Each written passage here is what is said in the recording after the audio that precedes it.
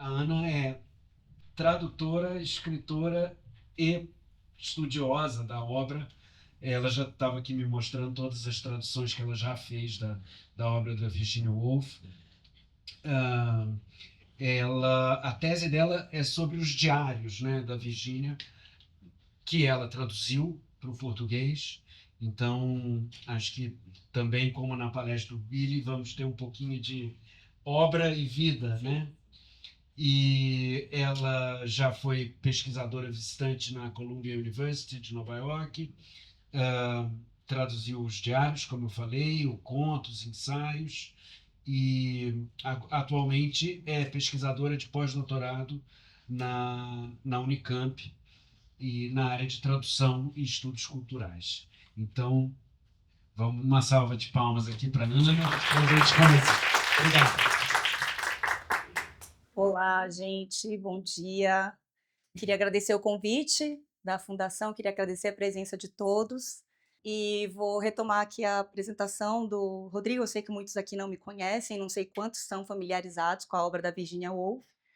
E eu estava pensando durante toda a palestra do Willy, que o Guimarães é um autor que eu gosto muito também, como fazer uma espécie de alguma ligação, né? A gente fica querendo achar essas ligações, né? E eu pensei numa ligação com o Guimarães a partir da ideia da representação pela linguagem, né? Que é algo que me moveu durante toda a minha pesquisa e me move ainda durante toda a minha pesquisa, afinal sou tradutora.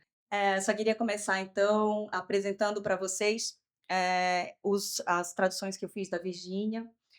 Eu começo a fazer esse doutorado a partir da obra da Virgínia em 2013. Esse doutorado, na verdade, ele se iniciou como um mestrado. A minha ideia era fazer uma tradução. Na verdade, a primeira ideia que eu tinha era fazer uma comparação com um outro autor, que não sei se vocês conhecem, que é o Henry James. E a minha ideia era fazer uma comparação entre os dois, porque existe uma ligação direta entre Virginia e James, não apenas porque eles se conheceram, porque o James era um amigo da família da Virginia Woolf. O pai da Virginia Woolf era um homem muito importante no meio das letras britânicas do século XIX, início do século XX. E a casa dele era frequentada por toda a inteligência, né, daquela época, inclusive o Henry James, e a quem a Virginia via como um mestre. Então, ela tem bastante, como bem típico da Virginia, ela tinha uma relação conflitante e contraditória com esse mestre, né, ao mesmo tempo uma grande admiração e também um desejo de superação, um desejo de fazer diferente. Então, a minha ideia era partir da pesquisa por aí. Eu estou contando tudo isso porque tem a ver com todo o percurso que vou mostrar aqui da Virgínia. E nesse momento em que eu resolvo fazer essa pesquisa, eu converso com o meu possível orientador, que é o Marcelo Pen, lá na USP, e ele me diz: bem, mas você não está com vontade de estudar Henry James, né? Você só quer estudar Virgínia. E eu falei: sim, né? É o que eu queria fazer. Ele falou: o que você quer fazer de verdade? Eu falei: eu quero traduzir a Virgínia. Ele falou: olha, então você tem. Eu já era tradutora há muito tempo. Ele falou: você tem um grande problema nas mãos, porque Virgínia foi traduzida, muito traduzida e muito bem traduzida. Ou seja, você tem um duplo problema nas mãos. Então você precisa arranjar alguma coisa que ninguém fez. Isso era para um mestrado. E eu fui pesquisar a obra da Virgínia e descobri os diários, que os diários haviam sido publicados em português, mas em excertos, ou seja, pequenos trechos deles, dos diários, né? E de forma bastante aleatória, não uma forma sistemática, não havia um motivo para traduzirem esta entrada ou aquela entrada, senão um desejo ou um gosto pessoal de quem estava traduzindo ou de quem estava pesquisando. Então, eu propus a tradução desses diários e, então, agora eu vou entrar na palestra, porque, a partir dessa tradução, eu verifiquei que seria impossível fazer essa tradução sem fazer um diálogo com toda a obra da Virginia, né? Por causa da particularidade desses diários específicos. Então, aquilo virou um hub, né? Virou uma web. Então eu passei 10 anos da minha vida, em poucas palavras, dedicada a isso, a esse projeto, dos quais 3 já estão publicados, 2 estão no prelo, deve ser lançado um ainda esse ano e o outro o ano que vem. A Virginia Woolf, ela é uma autora que ela é meio mítica, né, em certos aspectos, porque até pessoas que nunca leram a Virginia Woolf, quando eu converso com essas pessoas, falo: eu estudo a Virginia Woolf, eu traduzo a Virginia Woolf", as pessoas me falam: aquela que se suicidou afogando-se no rio", né. Muito por conta do filme As Horas, né, muitos de vocês talvez tenham assistido esse filme muito marcante, e também, pela ideia, pelo mito Virginia Woolf como uma escritora muito melancólica, muito deprimida, e muito, afeita somente a temas relacionados à morte e coisas do tipo. Ou, outras coisas que eu escuto também, uma autora muito subjetiva, uma autora que se preocupa apenas com a subjetividade, a psicologia humana, né. Outras vezes eu escuto, então, principalmente de mulheres e a partir da crítica feminista, que também forma muito o meu trabalho, ah, é uma autora emblemática dos estudos feministas por causa de Um Teto Todo Seu, que é uma obra, importantíssima, né, nos estudos feministas. Então eu escuto essas interpretações da obra, né, muito desconexas, como se fossem até pessoas diferentes, né. Mas tudo isso ajudou a construir essa ideia da Virginia Woolf mítica. Inclusive essa foto famosa do Charles Beresford, quando ela ainda não era Woolf, quando ela era Virginia Stephen. Essa foto é de 1902. A Virginia Woolf tinha 22 anos nessa foto. Mas essa é a foto pela qual nós conhecemos a Virginia. É uma Virginia diáfana, é uma Virginia pura e angelical. Então eu espero aqui com as minhas considerações, as minhas proposições, tentar bagunçar um pouco essa imagem cristalizada da Virginia para vocês. É, ela ficou muito famosa por romances, principalmente o Mrs. Dalloway, que está fazendo 100 anos este ano. Ele foi lançado em junho de 1924, desculpa, 1925. Ela também é conhecida por Orlando, né, que agora ganhou uma adaptação pelo Paul Preciado, o ano passado, pelas ondas, né. Então ela é uma autora bastante conhecida por romances ou pelo A Room of One's Own, que é Um Teto Todo Seu, foi traduzido aqui no Brasil, entre um dos títulos, né, Um Teto Todo Seu, também como Um Quarto Só Seu, pela Denise Bottiman, mais recentemente, que é um livro de 1929, e como eu falei para vocês, esse livro, ele foi o primeiro livro, que conseguiu unir a ideia de materialidade e criação. Por que eu digo isso? A tese do livro da Virginia, muito ironicamente, a Virginia é chamada para dar uma palestra numa faculdade de moças, em 1928. E a palestra era para ela conversar sobre mulheres e ficção. E a Virginia abre essa palestra dizendo: eu não sei o que querem que eu fale, não sei se querem que eu fale de mulheres que escrevem ficção, eu não sei se querem que eu fale de ficção que se escreve sobre mulheres, e eu não sei se querem que eu fale de personagens ficcionais femininas dentro de obras de autores homens, né? Que devemos lembrar que eram a maioria dos autores então, né? É muito recente, assim, um volume muito grande de mulheres sendo publicadas. E então ela desenvolve essa tese, ela fala: "Eu vou então falar sobre o que eu quero", né. E ela faz esse ensaio, que é um ensaio magistral, que não é só um ensaio, ele pode ser lido como um romance, ele tem personagens, ele tem cenas, ele tem episódios, ele é bem ficcionalizado em muitos momentos. E a tese dela é que uma mulher precisa ter dinheiro e um teto todo seu, se quiser escrever ficção. Então ela está aqui pela primeira vez relacionando condições materiais, né, com a capacidade criativa, que foi algo que moveu a Virgínia durante toda a sua vida, até culminar nesse texto, que foi o texto que ficou mais conhecido, mas eu vou mostrar para vocês como isso foi perpassando toda a história da Virgínia, inclusive dentro dos romances, que eram, como eu disse a vocês, considerados extremamente subjetivos, apolíticos, fora do mundo, completamente psicologizantes, né. Outra coisa que deixou a Virgínia bastante famosa foi o emprego do que se convencionou chamar de fluxo de consciência.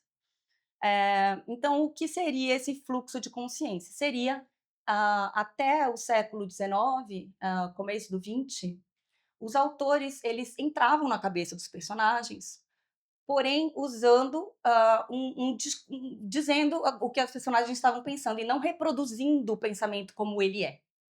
Né? A reprodução do pensamento como ele é uma coisa recente.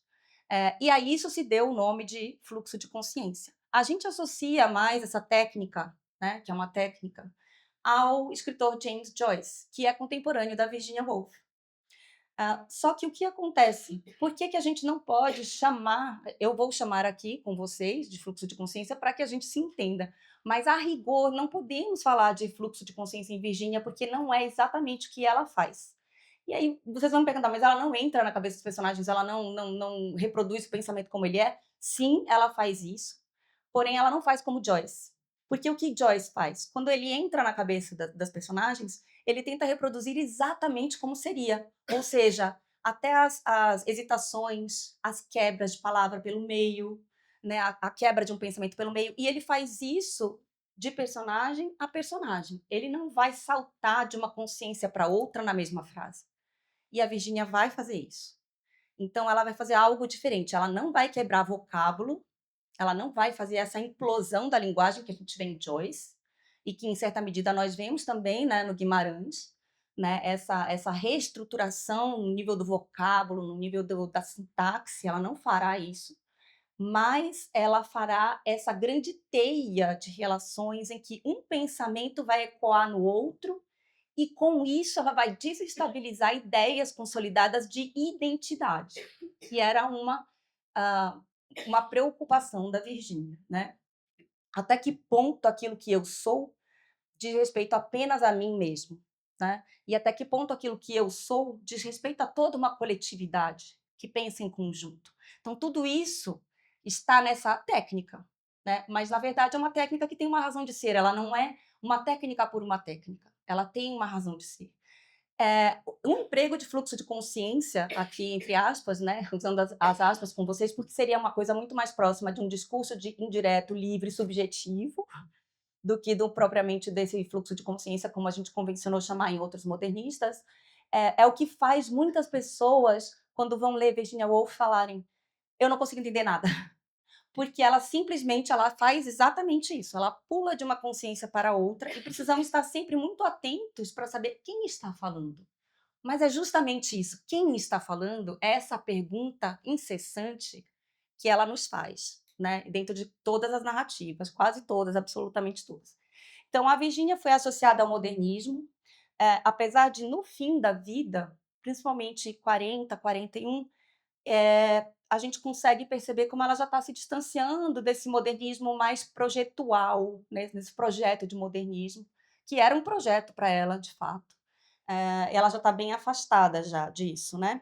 E ela escreve uma obra que eu chamo de obra oceânica, fazendo aqui alusão às metáforas de água, né? Porque a obra da Virginia é muito tomada por metáforas de água, de mar, né? Então ela faz essa obra oceânica muito volumosa, são 9 romances, são sem número de ensaios, não saberia dizer quantos, 6 volumes de cartas, 5 volumes de diários e 46 contos, e ainda estamos descobrindo, ainda tem coisas do acervo da Virginia, do arquivo da Virginia ainda a serem descobertas.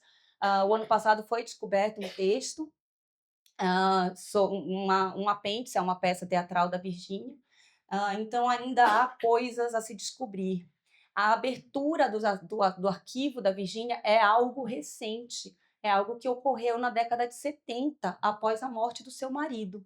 Então, esse é um dos motivos, né, de a gente ainda ter poucos trabalhos realmente indo para fazer uma crítica genética. O meu trabalho se baseou nisso. Eu fui até os arquivos, a minha pesquisa, quando eu fui para Nova York, foi para me debruçar sobre os arquivos dos diários e de outras obras dela também. Então, Pano de Fundo, ela virou quase um ícone pop, a imagem dela, eu digo, né? A gente vê a imagem da Virginia Woolf em camiseta, em caneca, em capa de disco. Então, virou realmente uma imagem muito popular, pop, né? E ela foi resgatada, pela crítica feminista. A crítica feminista foi a responsável por trazer a Virgínia de volta, digamos assim, para o cânone, né. Ela fica aí abafada entre o ano da sua morte, que é 1941, até mais ou menos a década de 70. Não completamente, ela sempre circulou por meios mais eruditos, mais cultos, né, mas eu digo assim, de uma forma mais, popular, mais lida mesmo por pessoas comuns, né. Então isso foi graças à crítica feminista da década de 70. Ela virou uma peça do Edward Albee, Quem Tem Medo de Virginia Woolf, que foi depois transposta para o cinema, foi um boom, foi assim, uma coisa importantíssima, né, associando de fato a ideia de mulheres com capacidade crítica, de capacidade criativa, né. Então ela foi muitíssimo, e ainda é, muito estudada por diversos pontos de vista. Então a gente tem, pessoas estudando Virginia pelo feminismo, pela estética, pelo modernismo, filosofia, os gender studies, que são estudos de gênero, os queer studies, que são estudos LGBTQIA+, psicologia, estudos da diferença, enfim, você tem ecologia, agora temos diversas pessoas estudando ecofeminismo na obra da Virginia Woolf, que é muito potente, muito presente. Então nós temos, assim, uma gama gigantesca de estudos woolfianos. Ela também, como eu já mencionei lá no começo, foi muito traduzida e por nomes de peso. Aqui no Brasil ela foi traduzida pela Cecília Meirelles. Cecília Meirelles foi a primeira tradutora de Orlando, a história dessa tradução é muito interessante, porque ela amava a Virginia Woolf e ela pede para Nova Fruteira: "Eu quero traduzir Orlando", né. Não era uma obra muito conhecida naquela época, né, o Mrs. Dalloway já tinha sido traduzido pelo Quintana, pelo Mário Quintana, e a Cecília Meirelles pede essa tradução, ela faz essa primeira tradução em outros países, né, ela foi traduzida pela Marguerite Yourcenar, ela foi traduzida pelo Borges, Borges também traduz Orlando. E aqui uma curiosidade, né, o 100 Anos de Solidão, o Gabriel Garcia Marques fala que ele se inspirou no Orlando para criar esse grande tempo, né, distendido, né, um grande tempo que ao mesmo tempo parece que não avança, né, parece que é um tempo circular, um tempo que não se não é um tempo do progresso, de uma coisa que acontece, mas sim quase um tempo de repetições também, né. Então, e dessa apropriação de um realismo fantástico também, né. Então, só por curiosidade. Outras coisas que circundam, né, quando a gente fala em Virginia Woolf, a maioria das pessoas me pergunta sobre as doenças, né, mentais dela.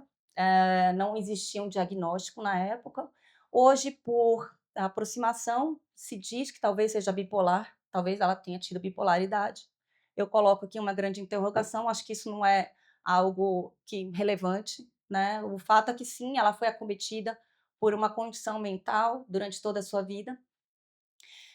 Porém, ao contrário do que a gente pode pensar quando a gente assiste, por exemplo, o filme As Horas, que é um filme belíssimo, mas eu tenho as minhas críticas no tocante à representação específica da Virginia, que não estão no livro, porque ele é um livro, ele é uma adaptação de um livro do Michael Cunningham, e o Michael Cunningham, ele adapta, ele faz As Horas a partir de 2 originais da Virginia, ele é um grande estudioso da Virginia Woolf.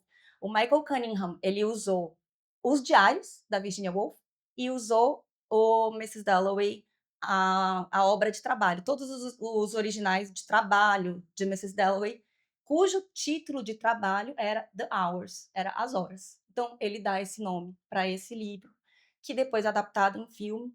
E qual que é a minha ressalva? A minha ressalva é que só mostra Virginia Woolf num momento de, entre aspas, muitas aspas, de loucura ou de colapso mental, né. Então ficamos com essa ideia de que era isso, né, Virginia Woolf era isso, né. O filme, abre com a cena do suicídio, né, dela afogando-se nas águas do rio Ouse. O livro também abre com essa cena, mas de uma forma bastante diversa. Mas, eu gostaria de pontuar que a Virginia Woolf ela passa 27 anos, quase 27 anos da sua vida, quando ela se muda para Londres em 1924, no meio da escrita de Mrs. Dalloway, até quase o fim da vida dela, sem nenhum episódio, né. Os episódios eles voltam a surgir, do meu ponto de vista, muito pelo disparador da guerra, né, que era um disparador comum de angústia e aflição para as pessoas que estavam vivendo ali, e muito maior ainda para uma pessoa que já tinha, então, aquela cama, né, de problemas, né, de uma fragilidade, digamos assim, uma vulnerabilidade maior, né. A Virginia Woolf também fez parte de um grupo que se tornou bastante famoso, que é o Bloomsbury Group, que é um grupo que foi bastante ativo, principalmente entre as décadas de 10 e 20. E o Bloomsbury Group era um grupo de amigos. A gente hoje fala assim, um grupo de artistas, como se fosse um grupo de artistas que se reuniram com um propósito artístico, e não, era um grupo de amigos que se influenciavam mutuamente. E eles tinham esse diálogo muito rico entre eles. Então, eles tinham críticos de arte, pintores, um economista, que é o Maynard Keynes, tinha poetas como T.S. Eliot, escritores como a Catherine Mansfield, que eram agregados, iam e vinham desse grupo, né? Tinha um núcleo duro, né, digamos assim, e esses outros agregados que flutuavam ali ao redor, e que foi de profunda influência para Virginia Woolf. Por que eu digo que foi de profunda influência? Porque a Virginia Woolf não pôde estudar formalmente, ela não pôde frequentar uma universidade, assim como seus pares homens. Então, digamos, se uma grande parte da formação intelectual da Virginia veio do pai dela, que, como eu falei para vocês, era um homem importantíssimo, ele era um biógrafo, ele era um filósofo, veio em parte dessa biblioteca do pai, que ele muito generosamente abre para essa filha, ele não precisaria, né, justamente porque era uma mulher. Então ele abre, ele ensina, né, ele vai guiando a Virginia Woolf por esse ambiente. Veio daí, mas veio depois desses diálogos de igual para igual, em que ela discutia de igual para igual com esses homens que estavam estudando em Oxford, que estavam estudando em Cambridge. Então ela pegava tudo que estava acontecendo no momento, a quente, a partir dessa via desses estudantes de Oxford e Cambridge, e é assim que ela conhece o seu marido, Leonard Woolf. Leonard era parte desse grupo, né. Então outros membros, né, tem o Roger Fry, grande crítico de arte, a irmã dela, Vanessa Bell, Clive Bell, e outros agregados que eu mencionei aqui. Inclusive a Vita Sackville West era uma dessas agregadas, era uma grande escritora, com quem Virginia teve um relacionamento, primeiro de amizade, que durou toda a sua vida, e por um curto período um grande romance, né, uma grande história de amor com a Vita. Outro fator que é muito relevante para a gente entender a Virginia Woolf é a sua editora. Então, ela não era só uma autora, ela também era editora. E ela foi responsável, a editora dela foi responsável por publicar T.S. Eliot, por publicar Catherine Mansfield, por publicar Freud em inglês, que ninguém queria publicar. Porque a gente pensa no professor Freud hoje a partir da nossa visão, né, do contemporâneo e de tudo que Freud representa. Mas naquela época, no início da psicanálise, né, a gente precisa lembrar que 1900, a interpretação dos sonhos, era algo revolucionário, né, não era algo que estava correndo por aí, né? Então, eles decidem, né, ela e Leonard Woolf, publicar a tradução da obra do Freud. Ela abre essa editora em 1917 com o marido. E a ideia inicial, vejam como a vida dá essas voltas, né? A ideia inicial da editora era que eles pudessem publicar autores que não teriam como ser publicados, justamente porque não havia um interesse hegemônico por aquelas obras, né? Então, e um motivo subreptício, né? Um motivo escondido para aquela atividade também, era que a Virginia tinha acabado de sair do seu segundo maior colapso, né, que foi em 1915. Ela fica de 1915 a 1917 completamente fora de si, né, ela é internada. O Leonard chega a falar que talvez ela não voltasse nunca mais, ele fica com esse medo.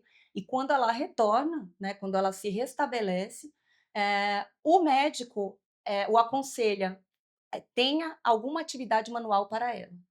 E ele falou: "Ela jamais vai ficar aqui tricotando", né. Então, a atividade manual era tipográfica, que é um trabalho extenuante, quem trabalha com editoração sabe, né. Eram caixas de tipos de chumbo, você precisava montar nas páginas, fazer cada página, depois entintar, imprimir, um trabalho bastante braçal, né, que exige bastante concentração, bastante habilidade.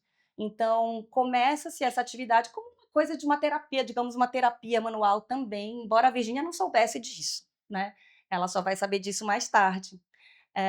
E a editora alcança uma proeminência muito grande, como eu comentei com vocês, pelos títulos e pela recepção que a editora encontra, né. Inclusive a Joyce, Ulisses, foi primeiro apresentado para a Virginia Woolf, para a editora da Virginia Woolf. Então, chega um manuscrito de quase 1000 páginas, né, e eles falam, Leonardo e Virginia falam: "Nós não temos condições, nós temos uma gráfica uma editora muito pequena, não temos condições de publicar isso". Mas também por quê? Porque era realmente um romance que tinha sido, eh recusado e inclusive censurado, em diversas editoras, né, pelos seus temas e pela sua forma, e sabiam que encontraria ali, naquela editora, encontraria um acolhimento, né. Outro ponto que eu comentei seria o pai da Virginia Woolf, que é o Leslie Stephen, ele é o editor do Dictionary of National Biography, que publicou Thomas Hardy, ele publicou também Henry James, então esse homem extremamente culto, que sim, que é um dos grandes pilares da obra da Virginia até o fim dela, da obra dela. Aqui eu trouxe só algumas imagens para vocês verem, esses ícones, né, pop, então todos esses filmes que foram feitos a partir da obra dela, adaptações. Nós temos, essas brincadeiras, né, com o Wolverine, que é um personagem, de super-herói, né, Wolverine, né, fazendo essas brincadeiras. Nós temos também um TED Talk, que é porque lê Virginia Woolf. Nós temos a capa do Google, ela foi capa do Google.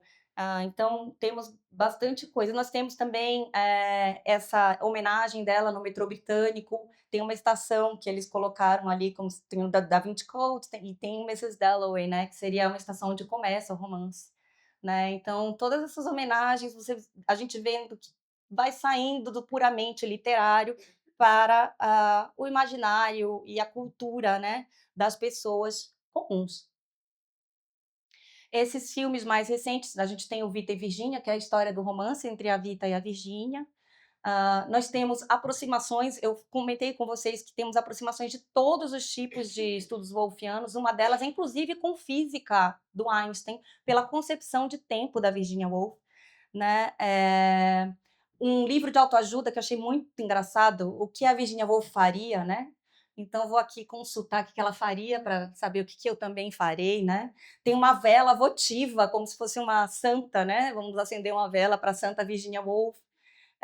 Canecas e, enfim, toda sorte desses objetos, né.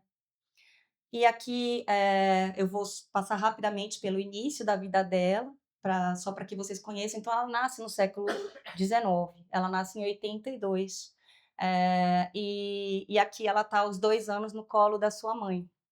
A mãe da Virginia Woolf era modelo, ela fazia parte de um grupo chamado Pré-Rafaelitas, que eram grupos de pintores, escritores, poetas. Tennyson fazia parte desse grupo. E a mãe da Virginia Woolf, de uma família bastante conhecida em meios letrados, muito bela. A família da mãe da Virginia era conhecida por sua beleza. E uma das irmãs da mãe da Virginia é uma grande fotógrafa, que é a Julia Cameron, segundo a própria Julia Cameron, né, ela não tinha a beleza das suas irmãs, mas ela tinha talento. E a Virginia se inspira muito nessa avó dela, principalmente na visualidade. Então, a mãe da Virginia é um pilar fundamental para a obra e para a vida da Virginia. Então eu abro aqui com a mãe dela, e ela no colo da mãe. Em 1895, essa mãe morre, ela tinha 13 anos de idade e poucos meses depois ela tem o seu primeiro colapso. Ela tenta, se suicidar pela primeira vez, e ela é internada, o pulso dela ia a 145. E em 1897, 2 anos depois, morre a meia-irmã dela, porque a Virgínia é fruto do casamento da mãe da Virgínia com o pai da Virgínia, sendo que era o segundo casamento de ambos, os 2 eram viúvos. Então ela tinha meio-irmãos dos 2 lados, uma meia-irmã do lado do pai e 2 meio-irmãos do lado da mãe. Em 1897, 3, né, morre a irmã da Virgínia, meia-irmã da Virgínia, Estela, que tinha se tornado a figura materna dela, né, e ela tem então um outro colapso, né, e fica muito, muito mal. E em 1904 morre o pai da Virgínia, em 1906 morre seu irmão preferido, que é o Toby. Ou seja, a gente tem aí 10 anos, 11 anos, que é uma morte atrás da outra, né. Então foi um período, assim, extremamente difícil e nesse meio tempo, como a gente foi descobrir apenas recentemente, como eu falei para vocês, muitos originais, muitas obras dela só foram descobertas muito recentemente. Uma delas é um texto que eu traduzi, que foi o primeiro texto que eu traduzi para a editora Nós, que é esse ensaio autobiográfico, chamado Um Esboço do Passado. E nesse livro ela fala do abuso que sofreu dos seus 2 meio-irmãos. Então, em meio a tudo isso, ainda havia esse abuso, né, ocorrendo ali dentro daquela família. Então, é um período bastante difícil, né. Eu costumo dizer que é uma grande vencedora, porque a partir disso tudo, ela constrói tudo que constrói, né. Em 1912 ela se casa com Leonard Woolf. Leonard Woolf era um grande pensador, principalmente da política, socialista, e em 1915 ela publica o seu primeiro romance, que chama The Voyage Out, e aqui no Brasil foi traduzido como A Viagem, né. Ela tem essa herança vitoriana, isso eu queria pontuar aqui para vocês. Vejam que ela vem de uma casa extremamente vitoriana, desse pai que prega todos os ideais vitorianos. E essa mãe que também prega todos os ideais vitorianos, inclusive para mulheres. Então a Virginia Woolf, ela não podia, ela foi censurada muitas vezes na mesa do chá, porque chegava às 5 horas da tarde, as mulheres deveriam se vestir, trocar de roupa, botar uma roupa bela, descer e servir os homens que tinham ido ali, os poetas, os pintores. Todos os dias a família recebia esses homens ilustres na sua casa, né, a família da Virgínia, pelo Leslie Stephen, sei quem era. Então ela era recriminada muitas vezes porque ela queria conversar com eles, e ela não podia. Então, no esboço do passado ela narra, né, todos esses acontecimentos. Então, eh, em 1928, ou seja, 24 anos após a morte do pai, ela fala no seu diário, ela fala, que faz 20 anos, né, 24 anos da morte do pai, e o que teria acontecido com ela se esse pai ainda estivesse vivo, e ela fala: "Eu não teria escrito nenhum livro", né. Então, ao mesmo tempo em que sim, foi ele que apresenta ela aos livros, como eu disse a vocês, ela tem um ensaio lindo, que é As Horas na Biblioteca, Hours in the Library, que ela fala sobre essa experiência, tipo, como se fosse um parque de diversões para ela, essa biblioteca do pai, né. Então, ao mesmo tempo, essa grande admiração e respeito pelo pai, amor, mas também, essa consciência, né, de que ela não teria conseguido fazer o que fez caso esse pai tivesse vivo. Então ela tem essa herança vitoriana, ela nunca rompe. A gente tem essa ideia de ser só uma autora vanguardista, mas ela não rompe totalmente, nunca, com a herança vitoriana. O que ao contrário, ela ela vai quebrar a herança vitoriana, mas ela vai assimilar, quase como uma coisa antropofágica, né. Ela faz uma fagocitação daquela cultura vitoriana para transformar no seu modernismo, que é um modernismo muito particular, e que outros autores chamam de modernismo feminino. Mas eu tenho minhas ressalvas, não foram só mulheres que fizeram isso, né, mas é esse modernismo que seria um modernismo que não é tão violento, digamos assim, com a tradição, mas é um movimento que, se apropria da tradição e também leva além, né. Aqui algumas outras fotos para vocês verem, aqui, em 1892, né, a mãe dela, o pai dela aqui no primeiro plano, a Virgínia ali atrás, ó, essa segunda aqui, da esquerda para a direita, a Virgínia, ali a Vanessa Bell, então os irmãos dela, em casa. Aqui ela com seu pai, em 1892, mesmo ano. Aqui, após, vejam a legenda da foto, né? Ela escreve, isso era de um álbum de fotos, né? Após a morte de Mrs. Stephen, né? Que é a mãe dela, né? 1895, todos de luto, né? A Virginia e a Vanessa, elas se recusavam a partir de certo tempo a usar o luto. Então você veja que são as únicas que estão aí de cores claras, né? As duas meninas. Aqui ela em 1896, aos 14 anos de idade. A foto famosa do Charles Beresford, foram 4 fotos, na verdade. Essa foi a que se tornou mais famosa. Aqui com o seu meu-irmão, o Duckworth, George Duckworth. Ela estuda, eu disse a vocês que ela não vai à universidade, mas do ponto de vista, como a gente convencionou, né, uma graduação, né, os 4 anos, ela faz alguns cursos breves no King's College. Entre as disciplinas que ela estudou foram história, grego, latim e alemão. A Virginia Woolf era tradutora também do grego, ela estudou grego por mais de 30 anos, ela traduziu Agamenon, ela traduzia do russo também, inclusive ela traduziu Os Demônios, do Dostoiévski, junto com o Koteliansky, que era um tradutor da Hogarth. E aqui, só para vocês verem uma brincadeira com o grupo Bloomsbury, né?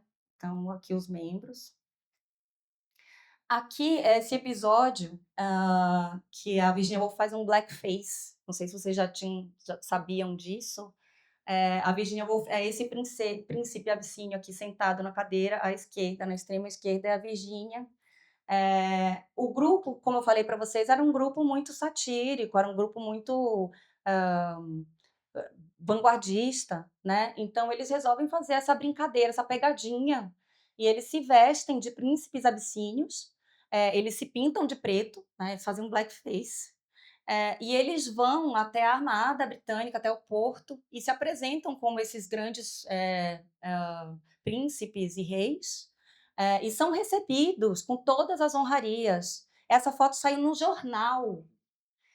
E quando é descoberta, uma grande vergonha, né? Porque eles realmente passaram a perna, né? E eles depois vão a público e dizem: nós fizemos isso, né? Nós fizemos essa pegadinha, essa brincadeira. E aí eles são condenados a tapas no bumbum. Vejam só, se fossem umas pessoas quaisquer, né, seriam presos, né? Mas como não eram, então foram condenados simplesmente a esses tapas no bumbum, né?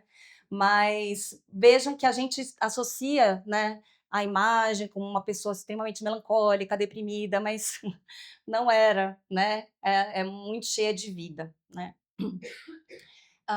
Então, aqui só eu já falei sobre esses pontos biográficos, né? Algumas outras imagens para um pouco quebrar essa imagem da Virginia Woolf como sempre melancólica, deprimida e diáfana, né? Aqui na sua casa em Ayrsham, aqui com seu amigo Lytton Straight, aqui encenando uma peça de teatro. Eles encenavam peças de teatro entre eles, né? Eles escreviam e eles mesmos encenavam. Inclusive, até pouco tempo, até 30 de março, esteve em cartaz a única peça que ela escreveu, que é Freshwater, aqui no Sesc. Então, eles tinham esse costume. Aqui alguns livros, né, da Hogarth. E aí, aproveitando, aí aqui a brincadeira do símbolo da editora, que é um lobo. Por que um lobo? Porque eles se chamavam de wolves, né? Na verdade, o nome do marido é Wolf, não é Wolf, mas eles se chamavam, e eu chamo ela assim também por respeito a ela, de Wolf, de lobo. Então, o símbolo da editora era um lobo. Então, aqui alguns dos livros que eles publicaram, inclusive a primeira edição, né, do Mrs. Dalloway. E aí eu queria fazer só uma parte muito importante sobre a Hogarth, que a Virginia tinha plena consciência de que ela era uma autora extremamente privilegiada no contexto em que ela estava. Por quê? Ela podia publicar os seus textos da forma como ela queria, porque ela não precisava passar pela mediação de nenhum editor. Então, isso também fez com que ela alcançasse a circulação que ela alcançou.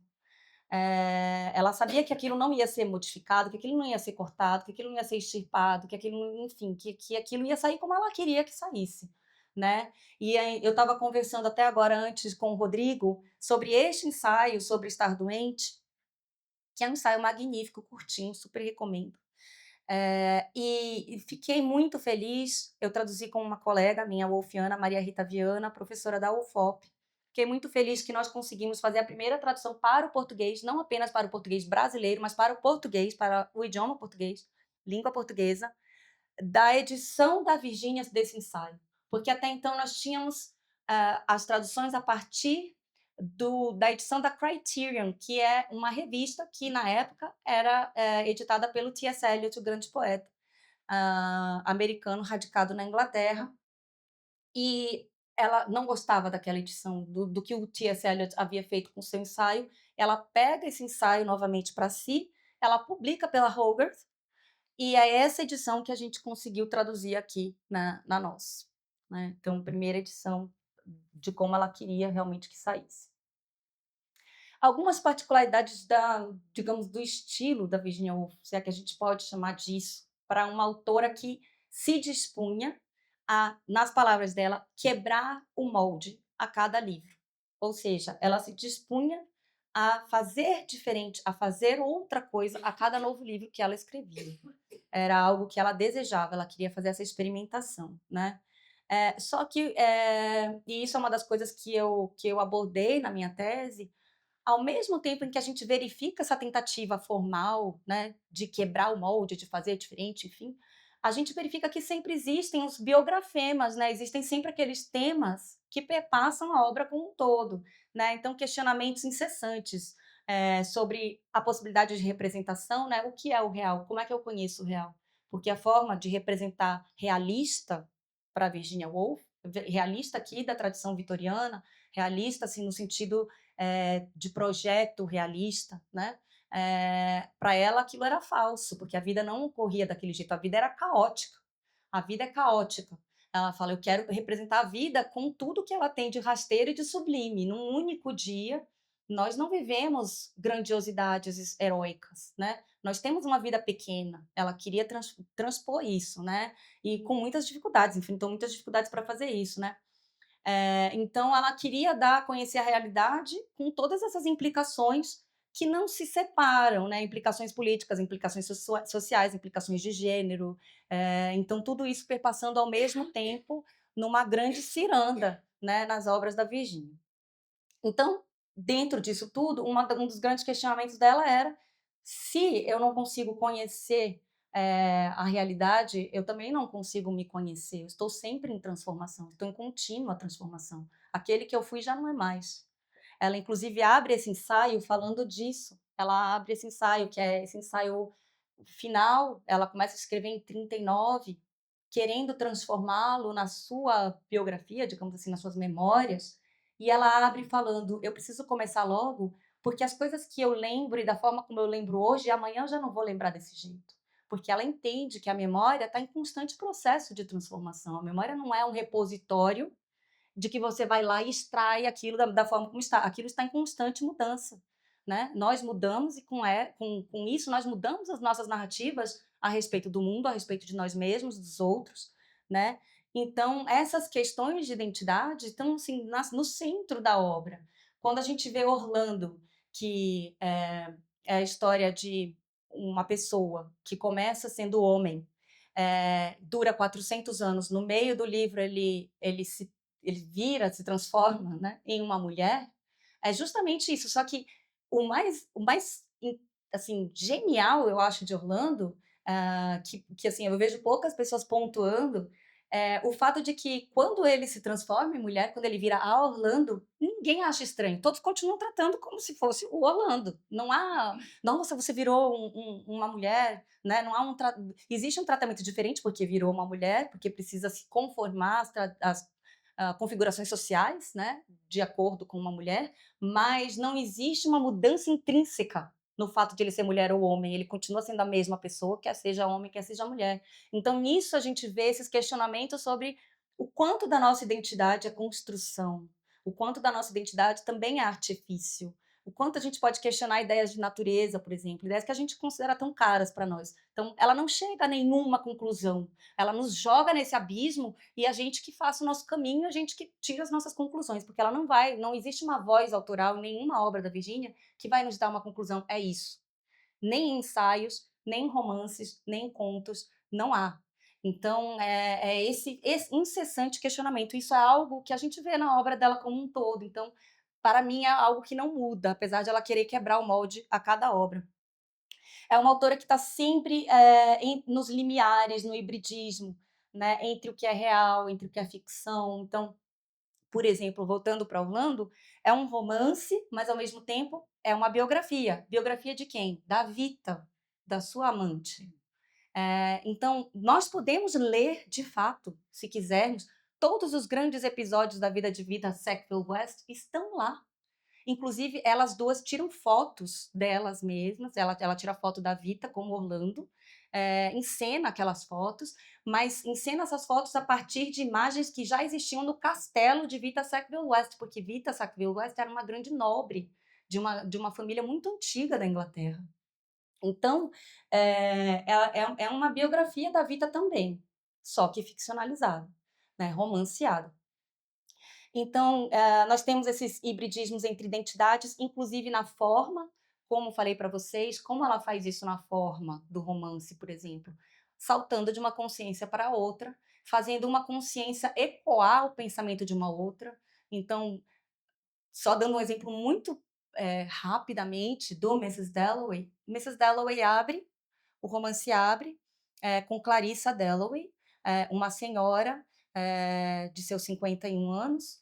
Essa senhora, ela é mulher de um senhor proeminente do parlamento britânico, e ela vai dar uma festa naquele dia. O romance todo se passa durante um único dia. E Clarissa, a gente abre o romance, e Clarissa está saindo de casa porque ela diz que ela mesma irá comprar as flores para a festa. Ela não vai deixar para nenhuma criada fazer isso, ela mesma quer fazer. Então ela vai e começa a caminhar por Londres até a sua floricultura preferida. E nesse caminho, enquanto ela está na floricultura, eles escutam, e isso assim, no pós-guerra, isso seria em 1923, o romance seria em 1923. E nisso, eles escutam um estopim, um barulho imenso de um escapamento de um carro, e todos se assustam naquele momento, e ela faz uma parte, ela fala que todos olham com muito susto, achando, porque a guerra ainda estava muito presente, como se fosse um ataque alemão. E ela sai, assim como todos os outros, para ver o que era. E aí eles saem, eles veem um carro um carro que não era um carro de pessoas comuns, então eles sabem que é de uma pessoa muito importante, ou é o príncipe, ou é a rainha, ou é o primeiro-ministro, eles não sabem quem, porque o carro está todo com umas espécies de umas cortinas, né? Ele está todo coberto. Não tinha o que a gente tem hoje, né? Esse filme preto, então eram cortinas mesmo. E nesse momento, o pensamento de todos, um começa a pensar o pensamento do outro. E nós não sabemos mais quem está pensando o quê. Então, nós vamos vendo esse horror da guerra a partir desse pensamento coletivo que vai reverberando uns nos outros. E mais interessante ainda, tem um momento em que cruza uma pessoa comum passando na rua. E o pensamento vai para essa pessoa comum, que não vai aparecer nunca mais no romance, mas que ganha nome e sobrenome. E com os pensamentos dessa pessoa, eu preciso ir comprar ovos, eu preciso fazer. E passou. Né? Então, é muito interessante essa forma como ela faz de a gente realmente não saber mais o que é de um e o que é de outro, e a gente ficar nesse limbo, né? Não é que mistura uma coisa com a outra, é que realmente entra num espaço de indeterminação. É óbvio que nós vamos saber a maioria do tempo de quem estamos falando, mas como os pensamentos eles vão ecoar um no outro, aquilo vai gerando um tempo que o Ricoeur, um filósofo, ele chama de um tempo monumental de Mrs. Dalloway, né? Questionamentos sobre natureza e artifício, que eu já comentei com vocês, questionamentos de gêneros, e aqui eu não estou falando simplesmente de gênero no sentido de gender, né? De gênero feminino, masculino, cis, trans, hétero, não. Estou falando aqui de gêneros também literários, né? Ensaios que podem ser, como eu falei para vocês, um teto todo seu, um ensaio que pode ser lido como um romance que pode ser lido como um ensaio, um romance que pode ser lido como uma biografia, que é o caso de Orlando, também pode ser lido como uma biografia como um ensaio, enfim, ela vai estar sempre nesses limiares, né? É algo que interessa a ela enquanto escritora. Outra coisa que ela faz essas negociações entre o que é íntimo, entre o que é subjetivo e singular, e entre o que é histórico.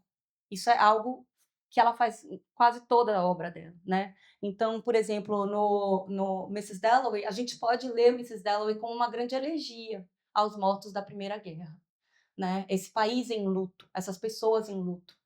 Não apenas como a história de Clarissa Dalloway e de Septimus Smith, mas como essa grande elegia de um povo, né, do povo inglês, né, e com todas as suas problemáticas coloniais que estão lá no romance, com todas essas problemáticas em relação à guerra, né, sabendo e antevendo que poderia haver um outro conflito, né. Então, interseções entre o que é interno, entre o que é externo, a gente vê isso bastante também na obra dela. Assuntos como guerra, violência e história, todos implicados quase sempre tanto no nível do pequeno, do micro, por exemplo, violências contra a mulher, né, um tema que ela aborda de diversas maneiras, quanto com a violência maior, como a violência da guerra, como esse ensaio, esses 2 ensaios, né, esse ensaio que é A Morte da Mariposa, que é escrito em 41, e esse que é Pensamentos de Paz, durante um ataque aéreo, também do mesmo ano. Esses 2 ensaios nós temos, um deles é bem autobiográfico, é ela realmente no meio de um ataque aéreo, sem saber se ia sobreviver ou não.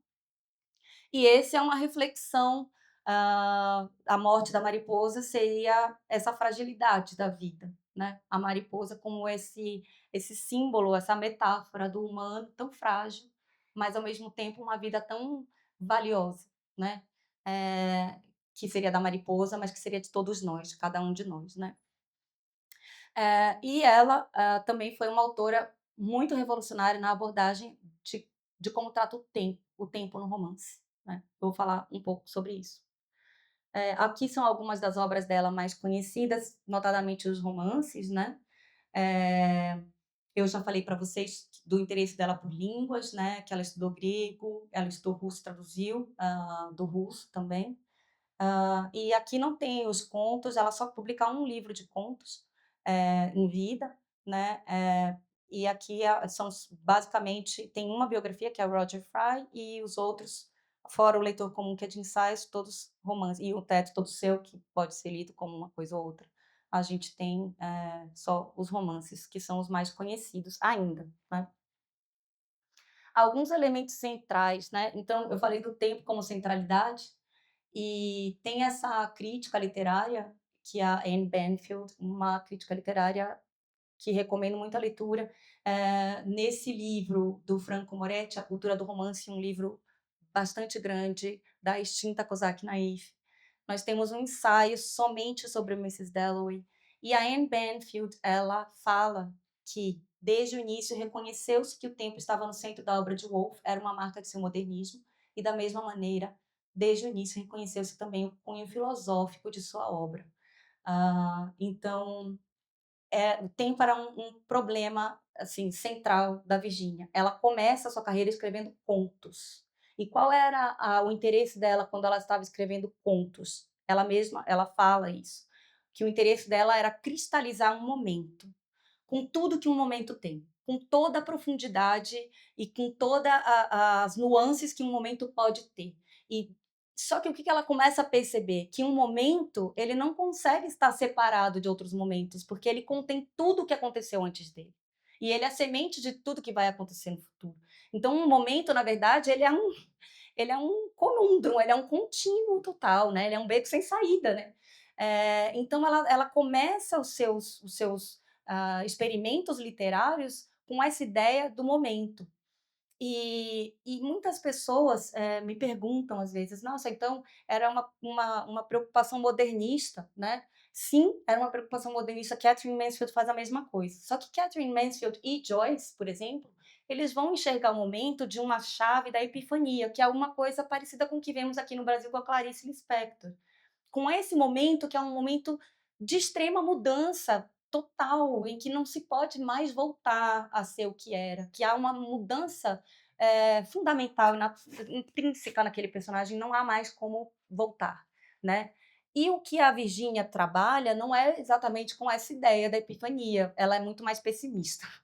A Virgínia trabalha com uma ideia de êxtase, eu chamo de êxtase, que seria um êxtase mesmo de você ter uma revelação, digamos assim, se a gente quiser usar esse termo, né, da epifania, da revelação, mas não necessariamente forte o suficiente para que você mude o seu caminho, né.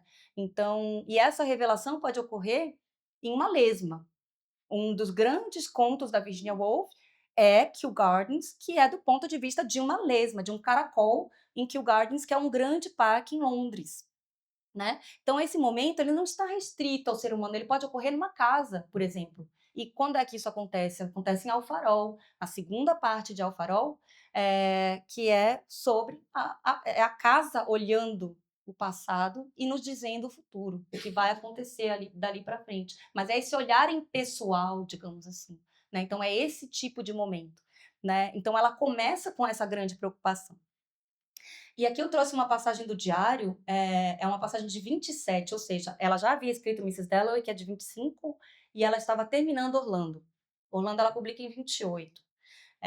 Então ela fala aqui, ela está dizendo: "Veio-me a ideia de que o que desejo fazer agora é saturar cada átomo, isto é, eliminar todo o desperdício, tudo que é morto e supérfluo, e entregar o momento inteiro inclua o que incluir."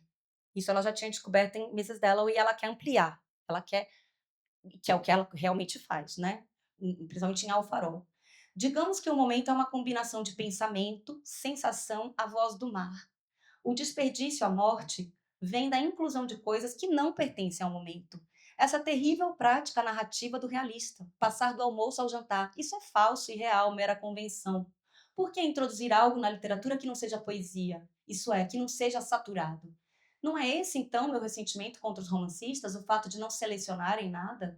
Os poetas têm êxito porque simplificam. Praticamente tudo é deixado de fora. Eu quero incluir praticamente tudo e, entretanto, saturar.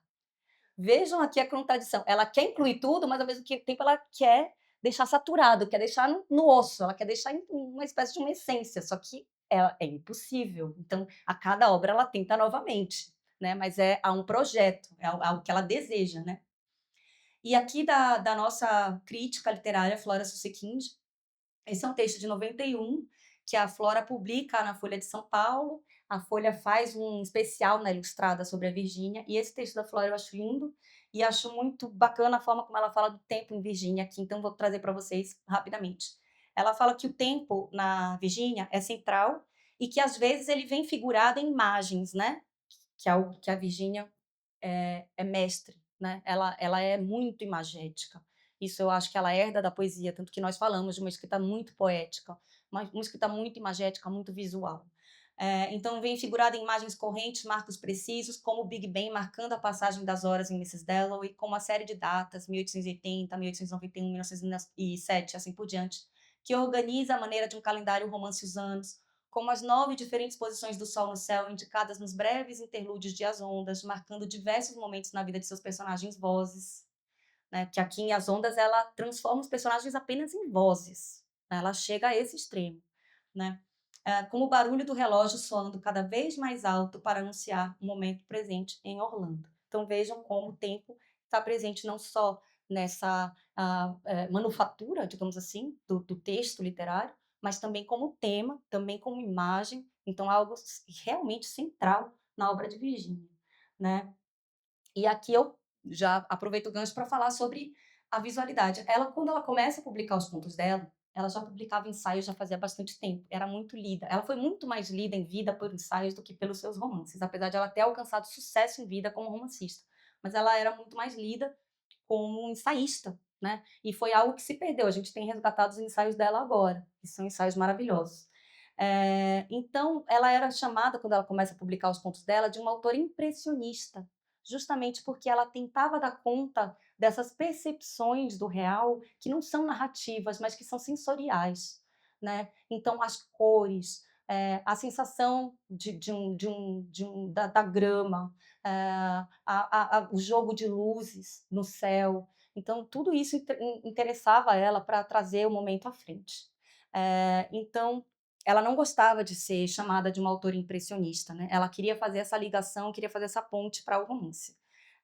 Mas muitos autores falam, né, e de fato, que foi uma das autoras mais envolvidas, para Diane Gillespie, ela foi a mais envolvida em artes de todo o século XX na escrita em inglês, né.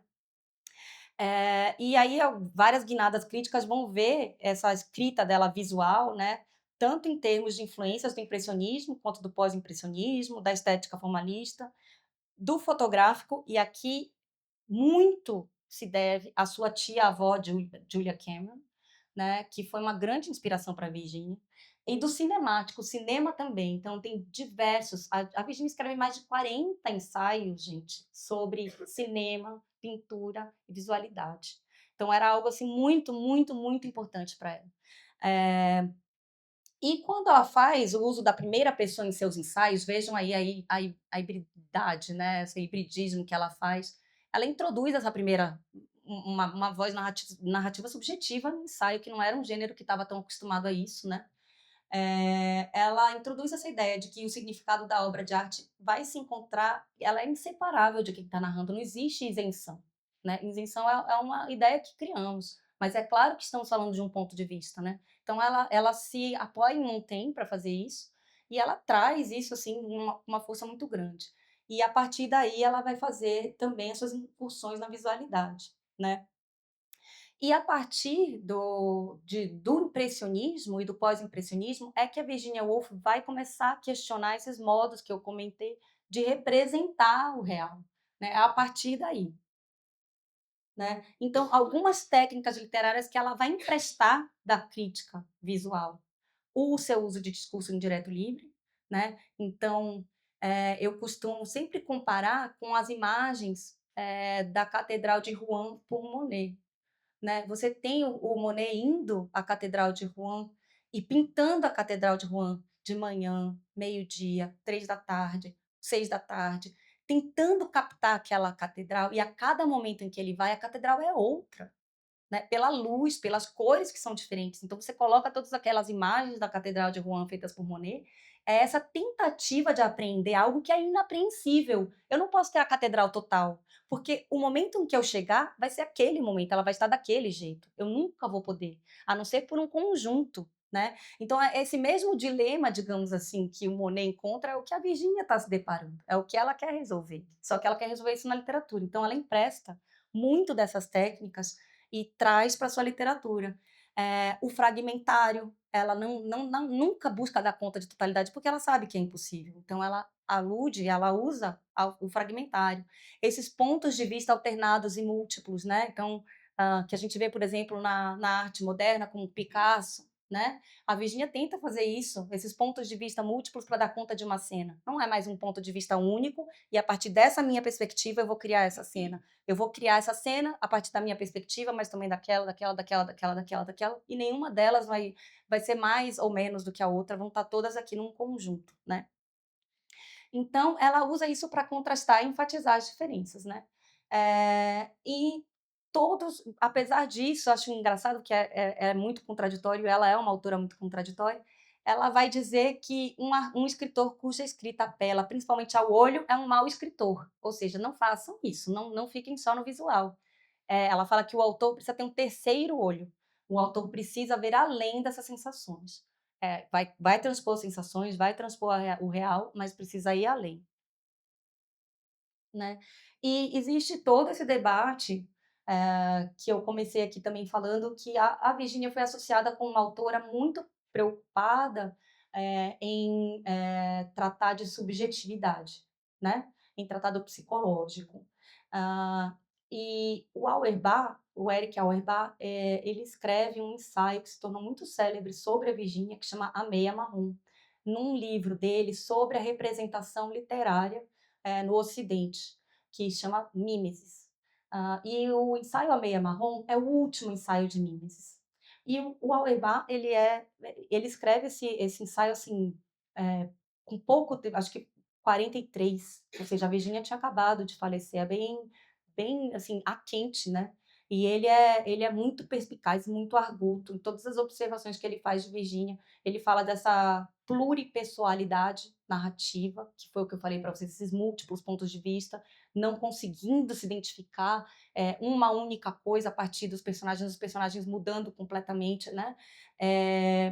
Mas ele fala que todo o recurso da Virgínia era para enfatizar o que estava acontecendo interiormente. Então, ele diz que o exterior era quase como se fosse apenas um meio de narrar o interior, né?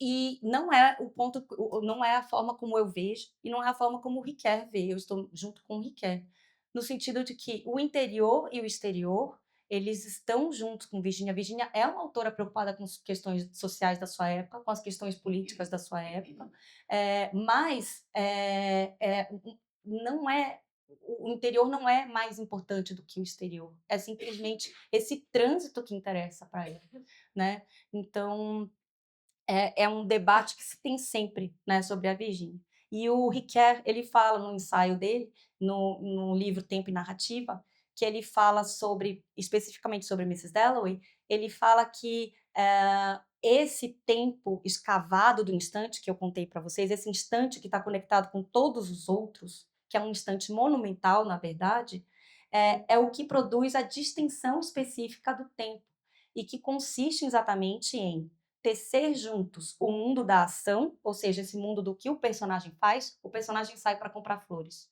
o personagem ouve a explosão de um carro, o personagem vai até uma festa. Então, esse mundo da ação exterior com a interioridade. Então, em misturar o sentido do cotidiano e da interioridade, né? Seria isso o que Virginia buscou fazer na obra. É o meu ponto de vista também.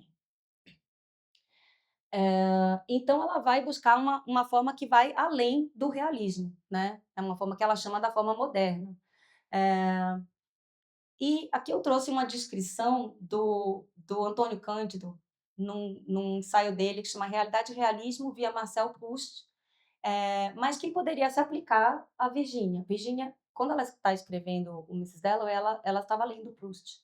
Ela fala que Proust era o caminho para ela, né? São 3 grandes influências para escrever Mrs. Dalloway: Proust, o James Joyce e o T.S. Eliot. E o Cândido, ele fala dessa representação de Proust que já não era mais realista, né? Então ele fala que a laboriosa descrição realista constrói uma imagem colorida e animada, mas no fundo não passa de um acúmulo de pormenores, né, de detalhes que valem pouco enquanto possibilidade de compreensão efetiva.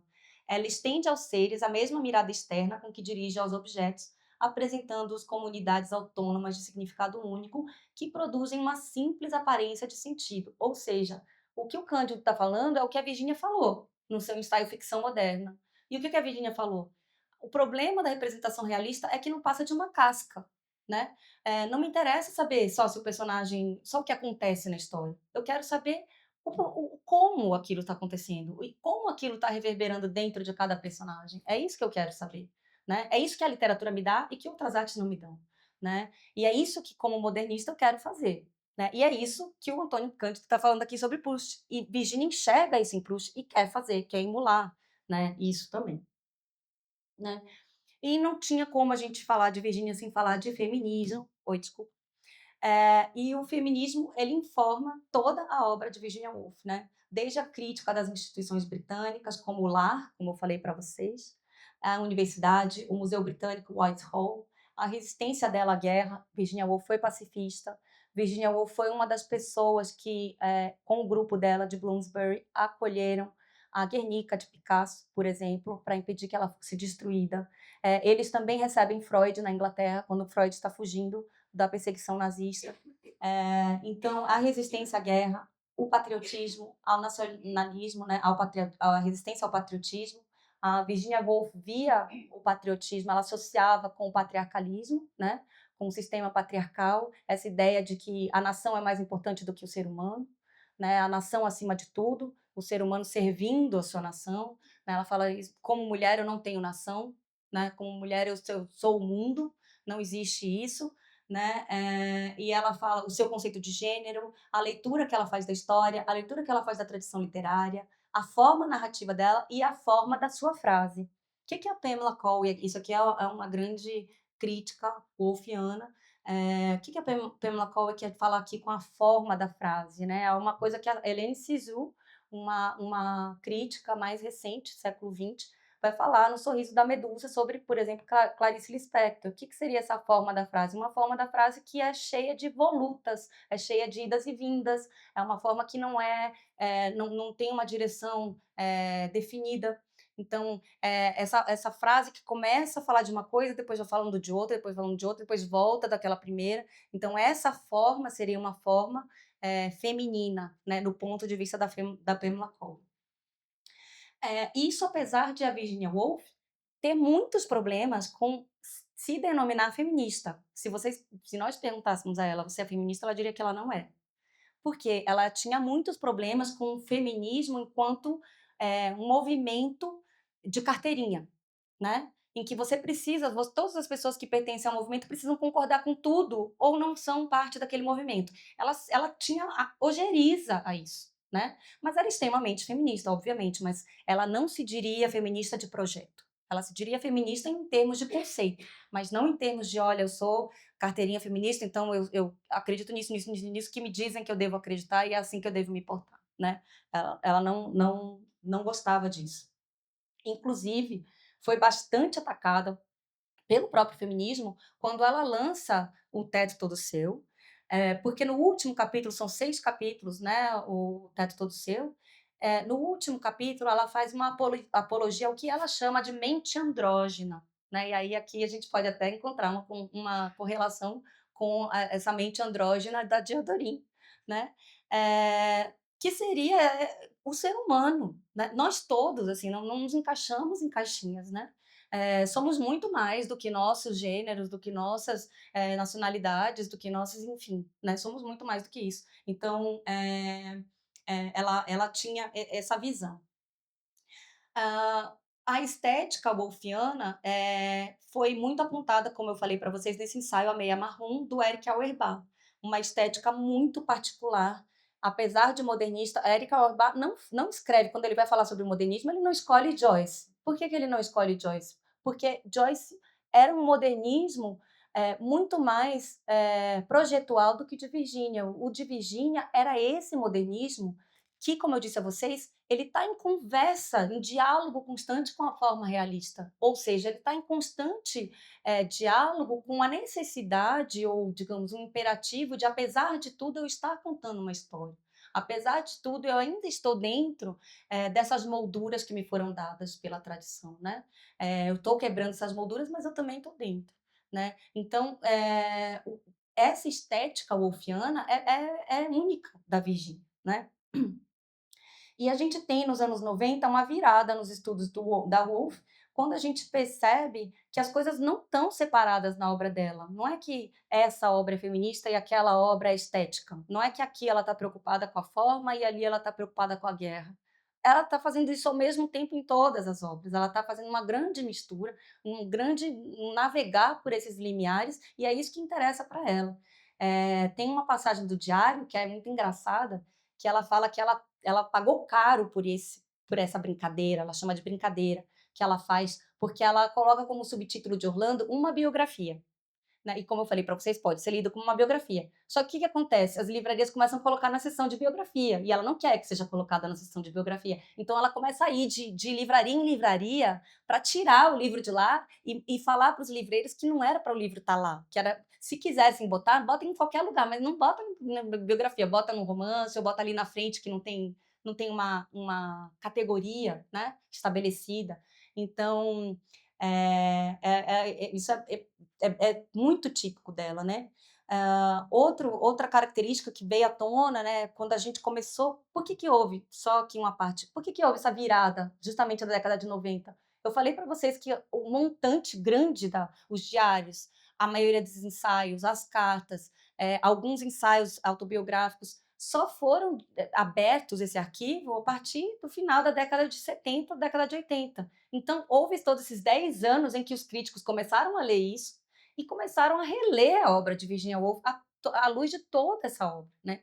Que é o que eu faço quando eu vou estudar os diários. Porque quando eu começo a estudar os diários, eu percebo como os diários não são um diário confessional, como a gente está acostumado. Não é um diário em que ela simplesmente está lá falando, eu fui na feira. Claro que não. Né? Ela está falando sobre os livros dela e ela está falando, às vezes ela está construindo cenas dentro dos diários, como se fosse um sketchbook de artista. Então está tudo junto e misturado nos diários também. Né? Então os diários eles estão em interlocução direta com a obra dela, que é como se entra no diário e também sai do diário para as obras, né? Então eles estão nesse diálogo, é essa obra. Então extremamente complexo, né? Então quando a gente consegue perceber isso, quando toda a obra vem à tona, que a gente consegue perceber o que ela estava fazendo, aquilo tem uma guinada na forma como ela é percebida, né? Não é mais por uma superficialidade, assim, por toda essa forma de enxergar. E outra coisa também da guinada dos anos 90 é que nós temos uma porosidade maior, graças aos estudos da diferença, por exemplo, na filosofia, né, de que, por exemplo, Deleuze e Guattari abraçam Virginia Woolf, né, dessa porosidade das coisas que não são categóricas, das coisas que não são ou é isto ou é aquilo, né? Ou é bem romance ou é bem ensaio, ou é bem homem ou é bem mulher, né? Essa necessidade cartesiana, né? Existe essa porosidade maior, então existe essa disposição maior de abraçar essa Virginia Woolf extremamente contraditória e que não se deixa capturar, né? Então, também é um dos motivos. E esse constante dizer e desdizer, né? Ela fala que é isso, logo depois ela fala que não é, uma frase que volteia, essa recusa em ser categórica, né? Essa recusa em ter uma voz que vai amarrar tudo e vai te dar uma explicação, né? Uma moral da história, não vai ter isso. Então, essa autora que foi tida como andrógina, diziam a ela que ela era bem recebida e bem lida porque ela era uma mulher que escrevia como um homem. E ela ficava muito brava quando ela escutava isso.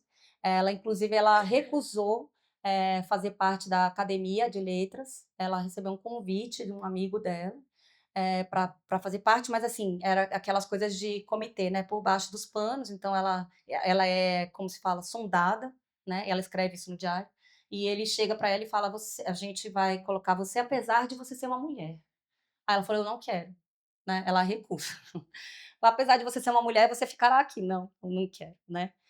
Mas dizendo isso para ela como uma grande homenagem, né? Isso era dito como um elogio, né? Mas para ela não era bom, né? Então ela era contra, digamos, voltando aqui a crítica dela do feminismo, ela era contra essa ideia de que homens escrevem de um jeito e mulheres escrevem de outro, né? Ela queria essa escrita andrógina, ela queria trafegar. Ao mesmo tempo, contraditória que ela também queria uma frase feminina, né? Então a gente vai ver esses dois momentos dela em constante assim, embate.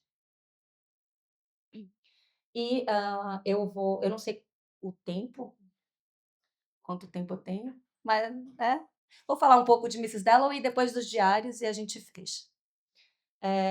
Aqui eu mostro para vocês, então, a capa da primeira edição do Mrs. Dalloway. Ah, então, a história de Mrs. Dalloway, como eu falo para vocês, é uma história que, do ponto de vista da ação narrativa, a gente pode dizer nada acontece, né? Ou quase nada acontece. A história é Clarissa Dalloway, como eu disse a vocês, essa mulher da alta sociedade londrina, casada com uma pessoa importante do parlamento, que vai dar uma festa naquele dia. Primeiro dia, não é qualquer dia, primeiro dia em que ela sai às ruas depois da gripe espanhola. Ela quase morre pela guerra primeiro e depois pela gripe espanhola. Então isso foi algo muito curioso, porque eu via na pandemia as pessoas se apropriando e relendo Mrs. Dalloway, porque a primeira cena é uma ode a estar vivo, é uma ode à sensação de estar vivo. Vivi, estou aqui, né? Ainda estou aqui.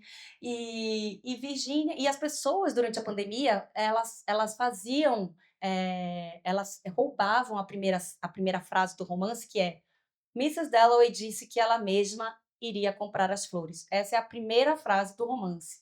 E as pessoas começaram a postar, a twittar. Mrs. Dalloway disse que ela mesma ia sair para comprar o álcool em gel. Mrs. Dalloway disse que ela mesma ia sair para comprar a máscara. Então essa apropriação que é linda, eu acho, assim, né, desse romance que é essa ode à vida, ao mesmo tempo uma elegia aos mortos, né, nada mais, pandêmico, né, mais momento pandêmico. Então ela sai para comprar as flores, ao mesmo tempo, o duplo da Mrs. Dalloway no romance, que é o Septimus Warren Smith, ele é um ex-combatente da Primeira Guerra, que está com trauma de guerra. Então, ele enxerga o seu companheiro vivo, ele tinha morrido na guerra, o companheiro, o chefe dele de comando, por quem ele nutria uma afeição emotiva, né?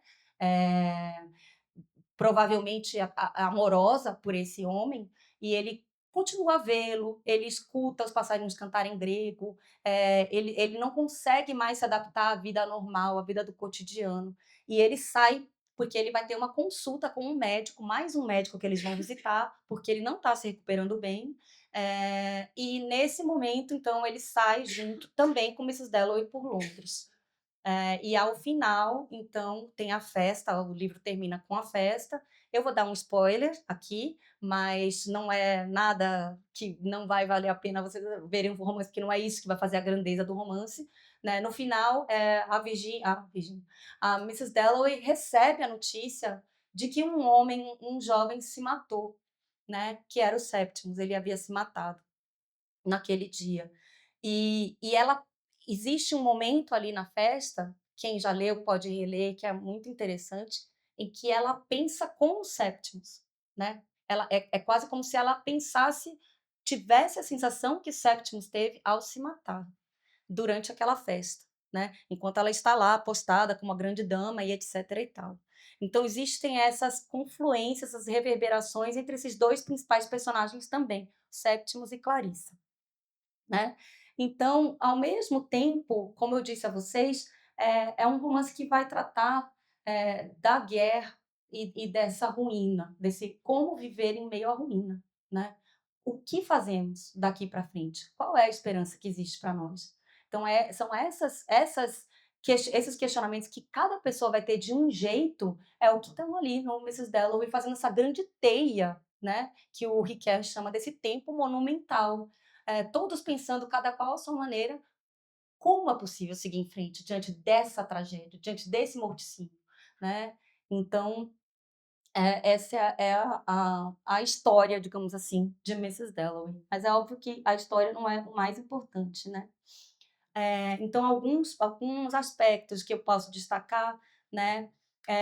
O grande dilema para compor Mrs. Dalloway era descobrir essa forma narrativa que exprimisse o ponto de vista moderno, a realidade moderna, que não era simplesmente falar história. Olha, Clarissa Dalloway saiu, olha, o Septimus Smith está com trauma de guerra. Não era só isso. Como é que ela ia fazer isso? Essa era a tarefa que ela tinha se colocado nas mãos, né? E qual era maior dilema dela? É como é que eu vou dar uma unidade, que o romance precisa de uma unidade, né? A forma narrativa romance precisa de uma unidade. Como eu vou dar uma unidade em meio a essa dispersão, em meio a esse caos, né? Então ela qual é a resposta que ela consegue? Ela consegue a resposta com Joyce. Joyce faz isso com um dia.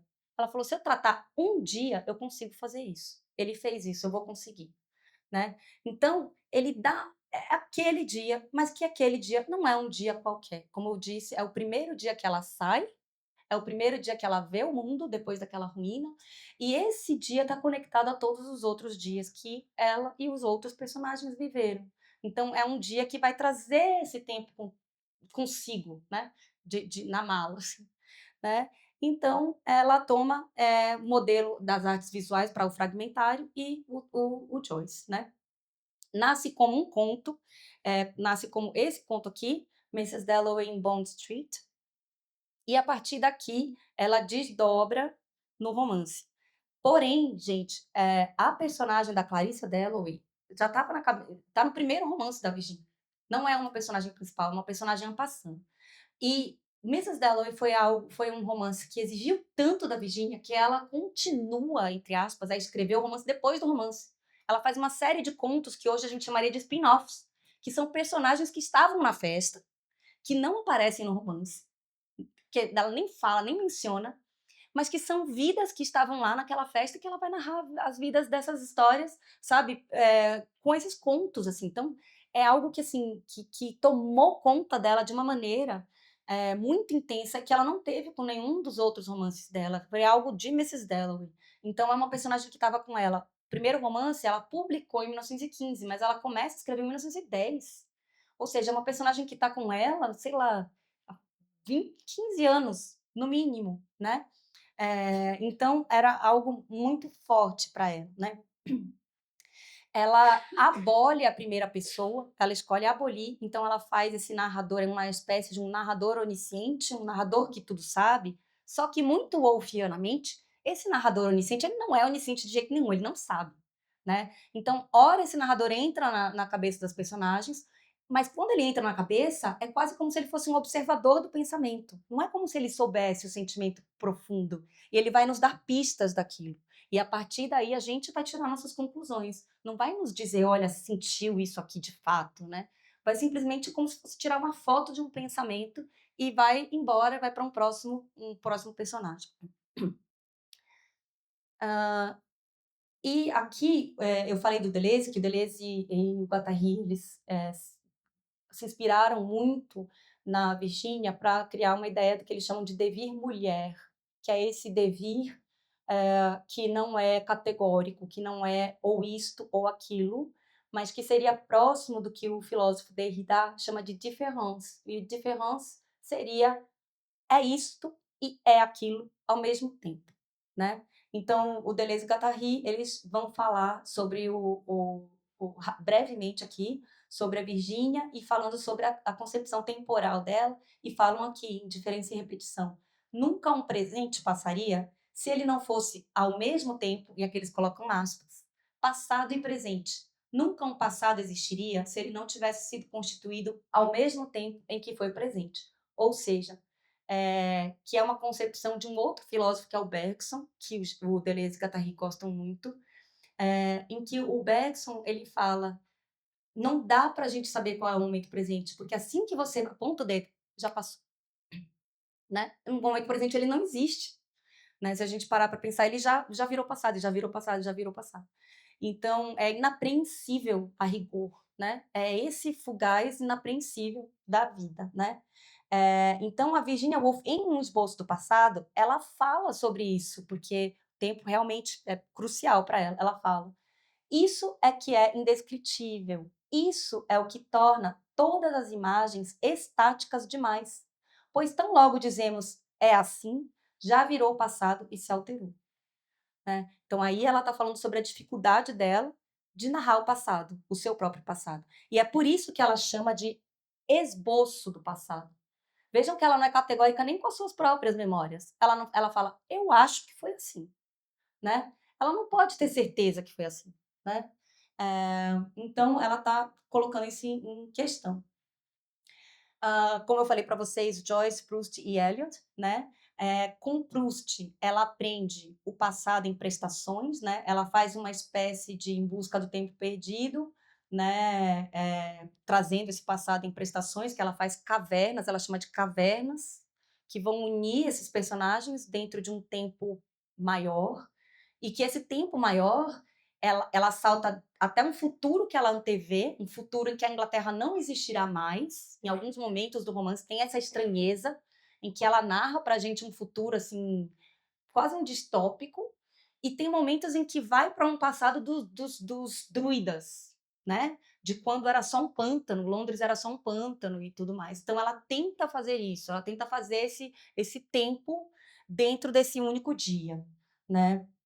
E com T.S. Eliot é o fragmentário. Ela estava compondo para publicar pela sua própria editora o Terra Desolada.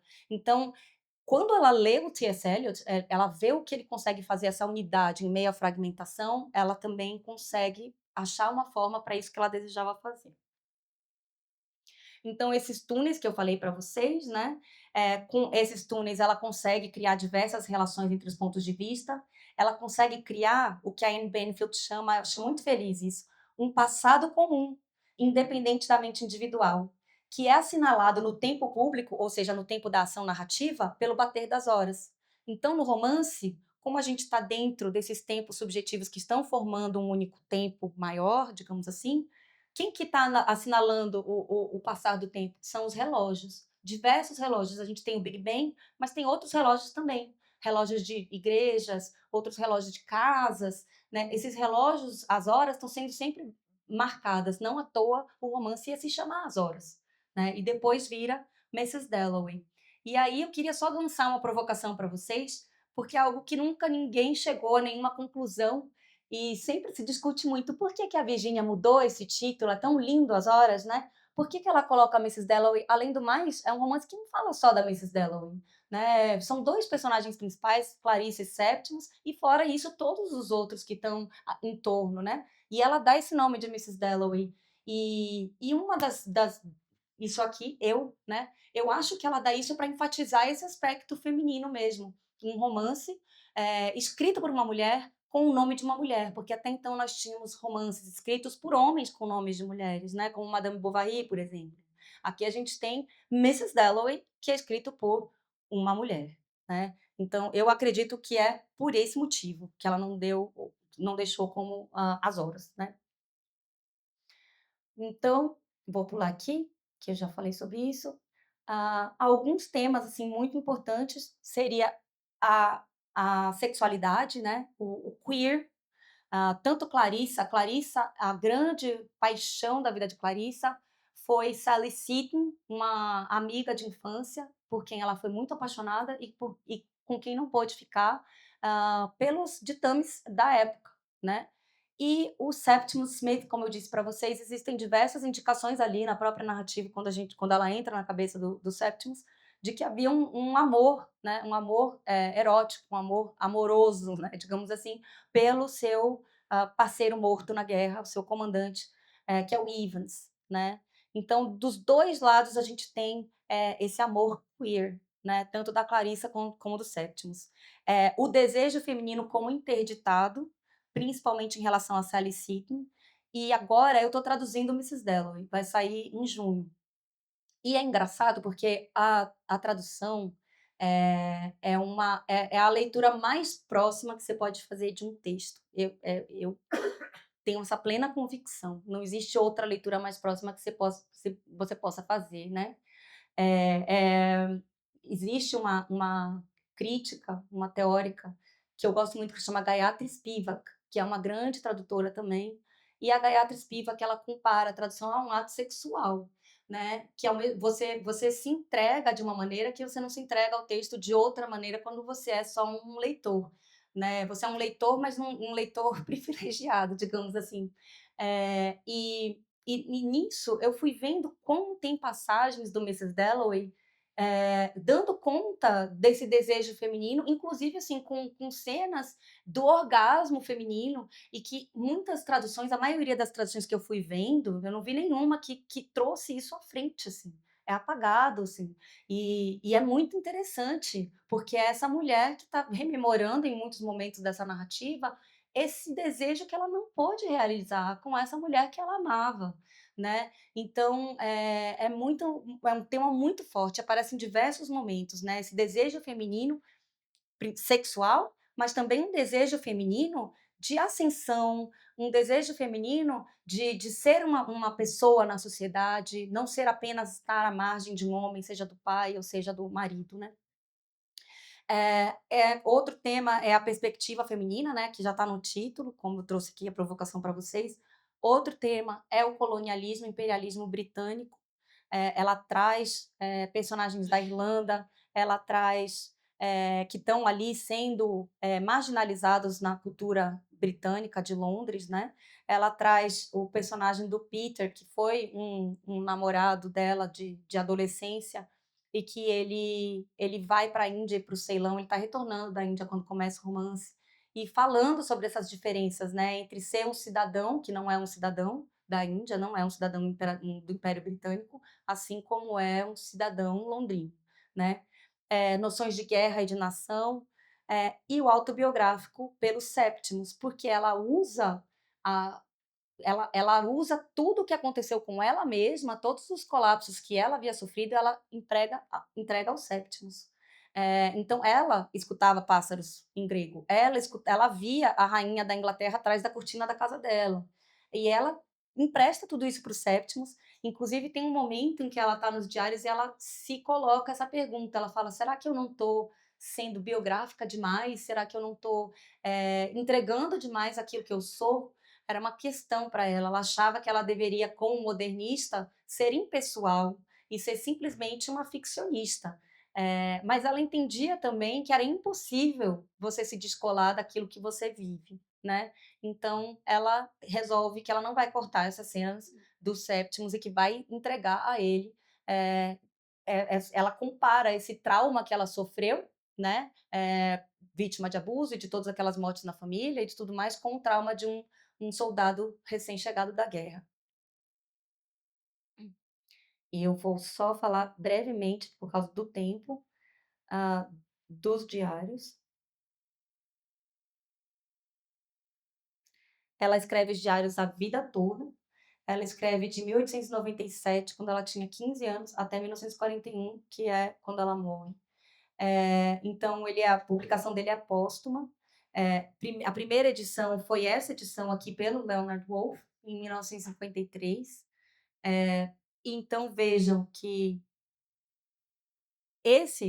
todos esses daqui eram o diário completo, e isso foi o que foi publicado pelo Leonard. O Leonard, ele resolve extirpar tudo aquilo, segundo ele, que não dissesse respeito à literatura. Ele resolve chamar o diário de uma escritora. E quando eu comecei a ler esses diários, como eu disse a vocês, existia excertos no português, né, e quando eu compro esses diários em inglês, eu começo a enxergar que é impossível, no caso dela, separar o que era a vida do que era a criação. Até porque ela, como eu disse, ela faz esse limiar, ela está nesse limiar entre o que é vida e criação. E o Leonard, no prefácio dessa edição, ele fala assim: "Eu não quis publicar tudo porque não existe um pingo de verdade nesses diários." É óbvio que ele está sendo irônico, é óbvio que não é isso, mas o que que ele quis dizer? Quis dizer que ela estava exagerando. Muitas vezes ela ia falar de uma cena e ela ia ficcionalizar aquela cena, ela ia tratar do jeito dela, né. E ele tinha medo de que as pessoas que estavam vivas ainda lessem e ficassem mal com aquilo, né. Porque a Virginia Woolf, além de tudo, ela tinha uma língua muito ferina, ela era muito ácida. Então Leonard decide que ele só vai publicar o que dizia respeito à escrita e fica esse pequeno volume, e o montante total era esse. É, uma coisa que eu percebo isso, assim, de cara, é, sendo essa autora que eu comento com vocês, que mistura, essa autora que não está preocupada com, categorias genéticas, no sentido do gênero, né, eh quando eu abro o diário aqui, editado, eu vejo que ele está todo separadinho em parágrafos. Então era uma autora que estava com discurso indireto e livre, né, chamado de fluxo de consciência. Aqui, nessa edição, ele está todo divididinho em parágrafos, os dias tudo certinho, como um diário comum que a gente está acostumado a ver. E a minha primeira desconfiança foi: "Eu não acho que ela escreveu isso assim." E então eu, pleiteei a oportunidade de ir até o arquivo. Esses diários estão em Nova York, eles não estão na Inglaterra. Por que que eles estão em Nova York?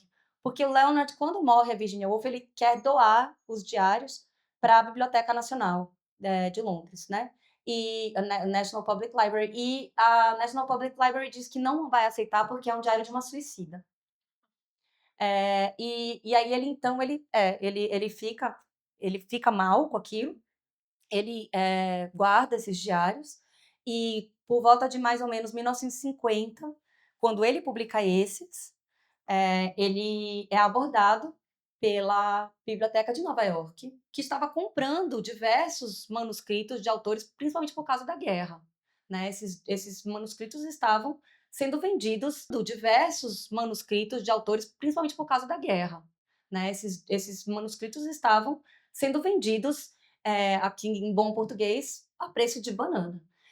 Então, ele é abordado, ele vende esses diários, junto com uma grande parte de outros manuscritos, da Virgínia, não tudo, parte está em Londres, parte está em Sussex, que era onde era a casa de campo dela, E só que ele vende com uma condição, de que só fossem à luz, só viessem a ser publicados todos aqueles manuscritos após a morte dele, né? Que só vai acontecer, como eu disse a vocês, no final da década de 70.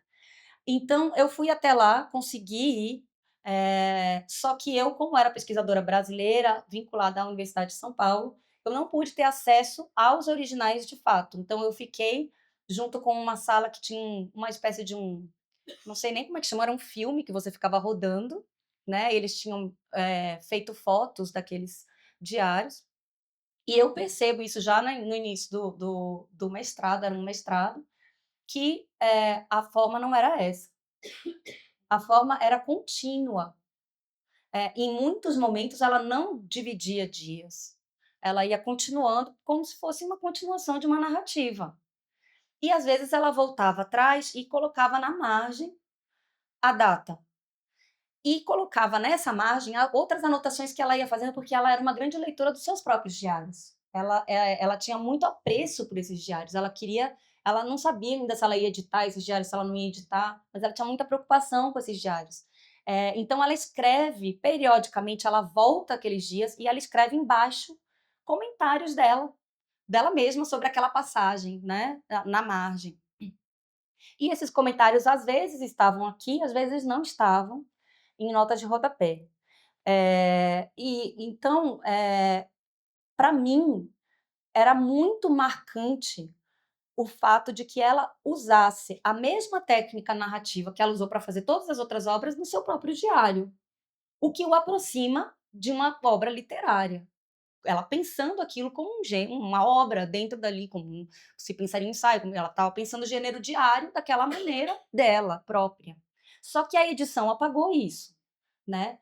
Então, quando eu fiz a minha pesquisa, consigo ser aceita na Universidade de Columbia, em Nova York, e a partir de lá eu tenho acesso a esses originais e consigo trabalhar.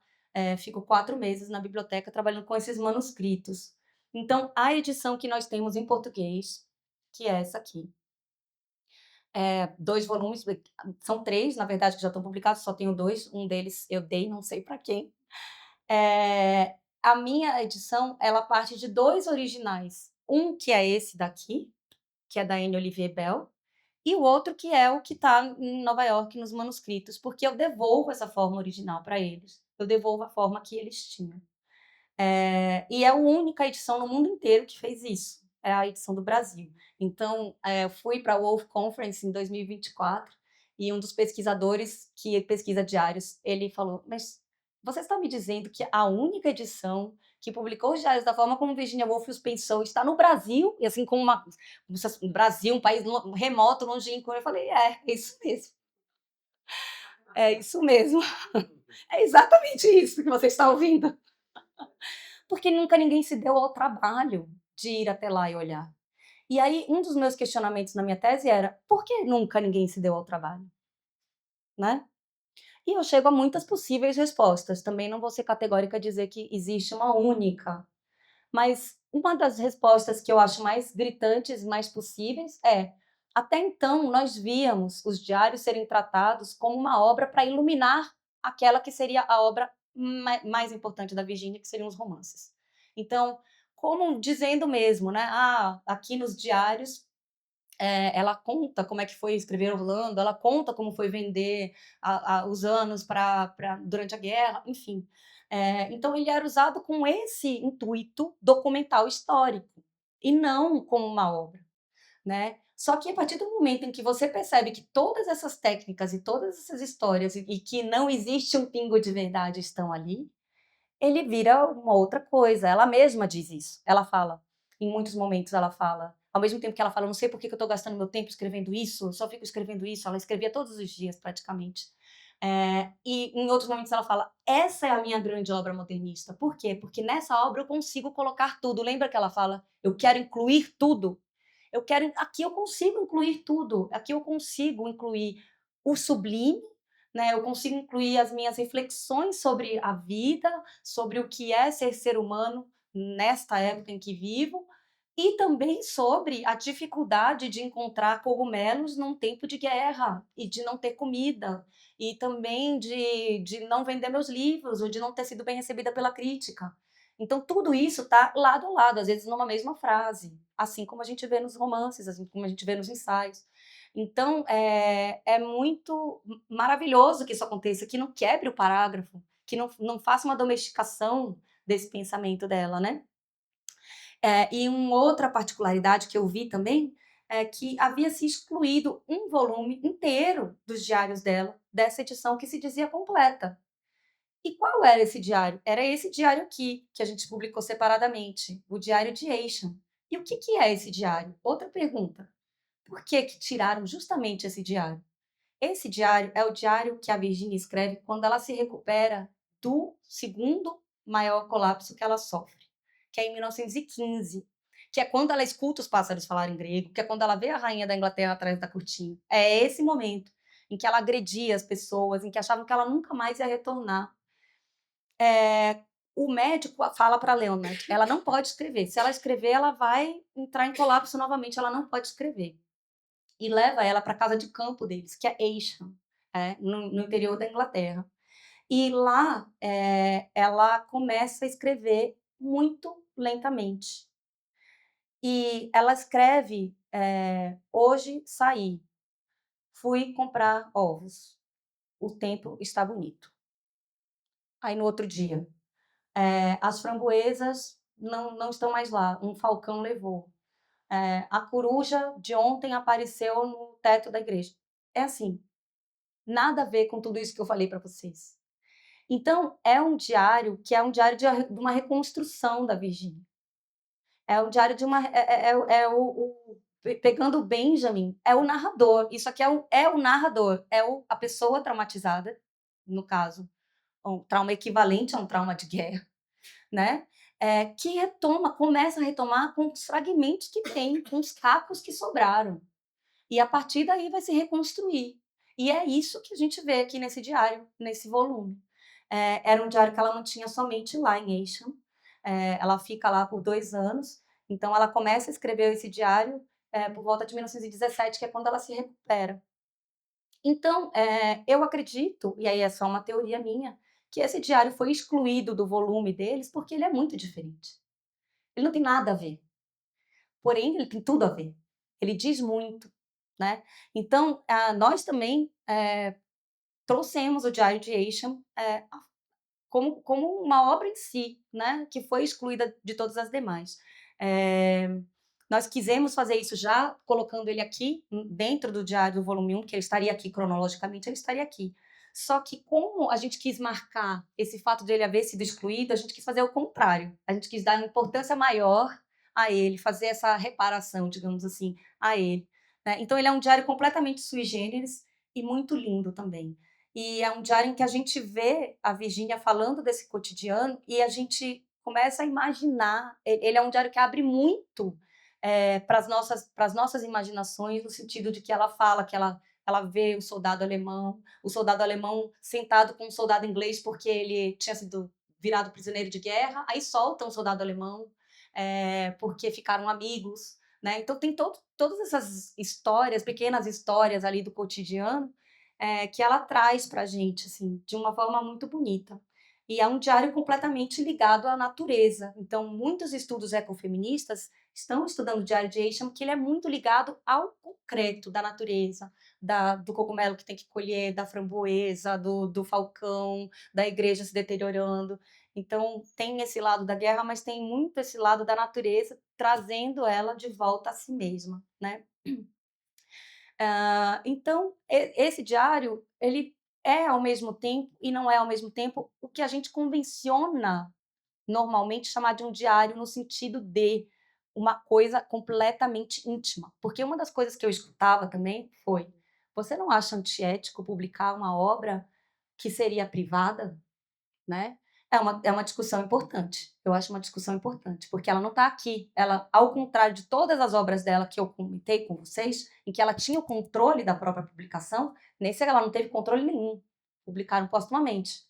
Até porque diários, em geral, diários de escritores ou diários de pessoas célebres, em geral, só são publicados quando a pessoa sai de cena, quando a pessoa não está mais aqui, né? Não quando elas estão vivas. É raro, existem os casos, mas em geral é quando a pessoa já saiu de cena, não tem uma palavra sobre aquilo, né? E fica na mão de outras pessoas. É, eu refleti bastante sobre isso, e a minha resposta é: com relação a esse diário, não, porque ela pensou sim esse diário em muitos momentos como algo a ser publicado, ela desejou, inclusive ela fala disso no esboço do passado, esse ensaio que eu comentei, desejava transformá-los de alguma maneira em material para alguma obra que tratasse da sua própria vida.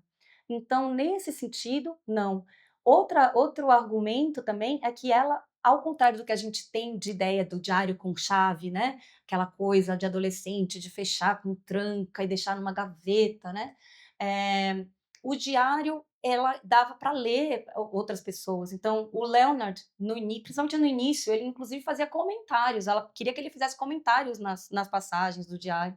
Então, ele fazia alguns comentários, ela lia para os seus amigos. Então, não era exatamente aquilo que a gente convenciona chamar de uma coisa extremamente íntima. É claro que vai ter momentos mais íntimos, mas não vamos encontrar pistas assim, sabe, de algum segredo da Virginia Woolf. Não, é outra forma de se pensar um diário, que não é por essa chave, né. Eu vejo ele muito mais como esse terreno de liberdade experimental, de fato, de poder dizer tudo, inclusive daquilo que não importa, e menos como esse registro do confessional, né, do vou aqui rasgar meu coração, me expor completamente, não é isso, esse diário. E outra pergunta que as pessoas sempre me faziam dentro dessa mesma chave era: "Ah, então aí você vai conseguir descobrir por que ela se suicidou". Não existe pista nenhuma. Inclusive, todos os momentos em que ela teve os seus colapsos, eles não são narrados, porque eles não são narráveis. Não existe nada. É um vazio, é simplesmente um vazio de anos, e a gente não vê nada. Então é esse insondável de fato, que nós não vamos saber, né. A única vez que ela fala mais abertamente sobre isso é no esboço, em que ela usa essas memórias dela para tentar reconstruir, mas mesmo assim não é algo extremamente aberto. Então, ele é um diário, uma outra, outra pista que eu vejo, pelo fato de ele não ter sido reconhecido como uma obra literária em si, sendo que ele particularmente dentro da obra desta autora, ele tem, no meu ponto de vista, um estatuto de obra, sim, obra literária, sim, é pela menoridade do gênero, né. O gênero diário é visto como um gênero menor até hoje, né. Gêneros de escritas pessoais, como cartas, como diários, mesmo quando tem uma grande elaboração literária, porque são escritores muito versados naqueles gêneros, e ela era uma escritora muito versada nesses gêneros, ainda são relegados a uma condição de um estatuto menor dentro da literatura. Então, eu acho que são pistas, né, de por que esses diários ficaram por tanto tempo. eh, Houve um descaso mesmo, né, mesmo na crítica lá fora, e agora as pessoas estão correndo atrás, né. Então, no diário a gente vai ver todas essas características que eu já comentei, eu não vou repetir novamente, da obra dela, e eu só queria mostrar para vocês visualmente 2 manuscritos, né, essas fotos são minhas. Aqui é um manuscrito de Mrs. Dalloway, e aqui é um manuscrito de diários, 2 anos de diferença. Vocês conseguem perceber que ela pensa da mesma maneira? É muito parecido, é muito parecido. Então você tem a margem, anotações, a margem aqui é a Mrs. Dalloway, e no diário aqui. Então vejam como eu vou só levantar aqui. Vejam como aqui, ó, aqui é uma data, aqui é outra data. E aqui é a mesma caneta até. Tem momentos que a caneta muda, mas tem momentos que a caneta não muda, porque ela continua, não tem um risco, não tem nada aqui. Algumas vezes ela escrevia a data até posteriormente, nem escrevia no próprio dia, ela voltava, então a data estava errada, por exemplo, né. E a Anne Olivier Bell corrige essas datas. Quando eu fiz a minha edição, eu corrijo, mas eu corrijo numa nota de rodapé, porque eu quero mostrar que realmente isso não importava para ela. Realmente ela estava vendo como um grande fluxo aqui, uma grande narrativa única, né. Então só para vocês verem a forma como é igual, não tem diferença. E aqui, esse é um diário que é um xodó, é o primeiríssimo diário dela, e eu acho que ele, enquanto forma, ele já nos conta muito dela. Por quê? Ele é de 1897, ela tinha 15 anos. Então, aqui é um livro da biblioteca do pai dela. Ela pega esse livro da biblioteca do pai, não sabemos se foi ele que deu, se foi ela que roubou. O livro chama Logic or the Right Use of Reason. É lógica ou o direito certo, ou o direito próprio da razão, né? E ela, o que, que ela faz com isso aqui? Olha só. Ela cola páginas nesse livro, que era um livro de filosofia, um dos símbolos do patriarcado, digamos assim, né? O grande autor XYZ, que escreve Logic or the Right of Reason. E nisso ela escreve sobre suas pequenezas de adolescente de 15 anos. E ela coloca lado a lado, vejam aqui. Ela não coloca em todas as páginas assim, ela vai lado a lado. E às vezes até parece uma coisa meio de palimpsesto, assim, ó. Olha isso. Isso aqui foi rasgado, mas assim, tem momentos em que vê que não é rasgado, que isso é só uma parte, e que existe, não vou dizer que é uma tentativa, que é um diálogo, mas existe essa sobreposição de discursos, né? Que eu acho algo muito, é, muito à frente, principalmente para uma garota de 15 anos, né? Mas que nos diz muito de quem seria a Virgínia mais à frente, né? Então eu quis mostrar para vocês. Os outros diários, eles não são assim. Esse é o único que é assim, 1897 é o primeiro. Os demais, ela mesma costurava, porque ela tinha sua editora, ela mesma costurava, ela fazia os livros, exceto os últimos diários dela, né? Que são os diários quando ela já está entrando num processo mesmo de colapso mental, em que ela faz folhas soltas e ela vai recolhendo aquelas folhas, e é muito triste de ver, porque quando a gente vai, pelo menos eu como pesquisadora, fui chegando e fui vendo na ordem cronológica. Então, ver aqueles volumes lindos, né? Com papel encadernado, belíssimo, marmorizado, um apuro, um capricho. E aí você vê lá, por 1940, final de 39, umas páginas, assim, aleatórias. Isso a gente não vai ver na obra editada, né? Isso a gente só vai ver quando vai a arquivo mesmo. E comecei a ver, né, essas pausas na caneta, a caneta que corre, borrões, né? E eu brinco, né, que quase levei o meu orientador ao infarto nessa época, porque eu já tinha, quando eu vou para Nova York, eu já estou quase no fim já. Eu já tinha começado essa tradução, né? Eu vou em 2017. E eu tinha começado em 2013, então já estava trabalhando há 4 anos nisso. E quando eu chego e olho esses originais, eu jogo fora tudo que eu tinha feito. Eu falo, não era isso.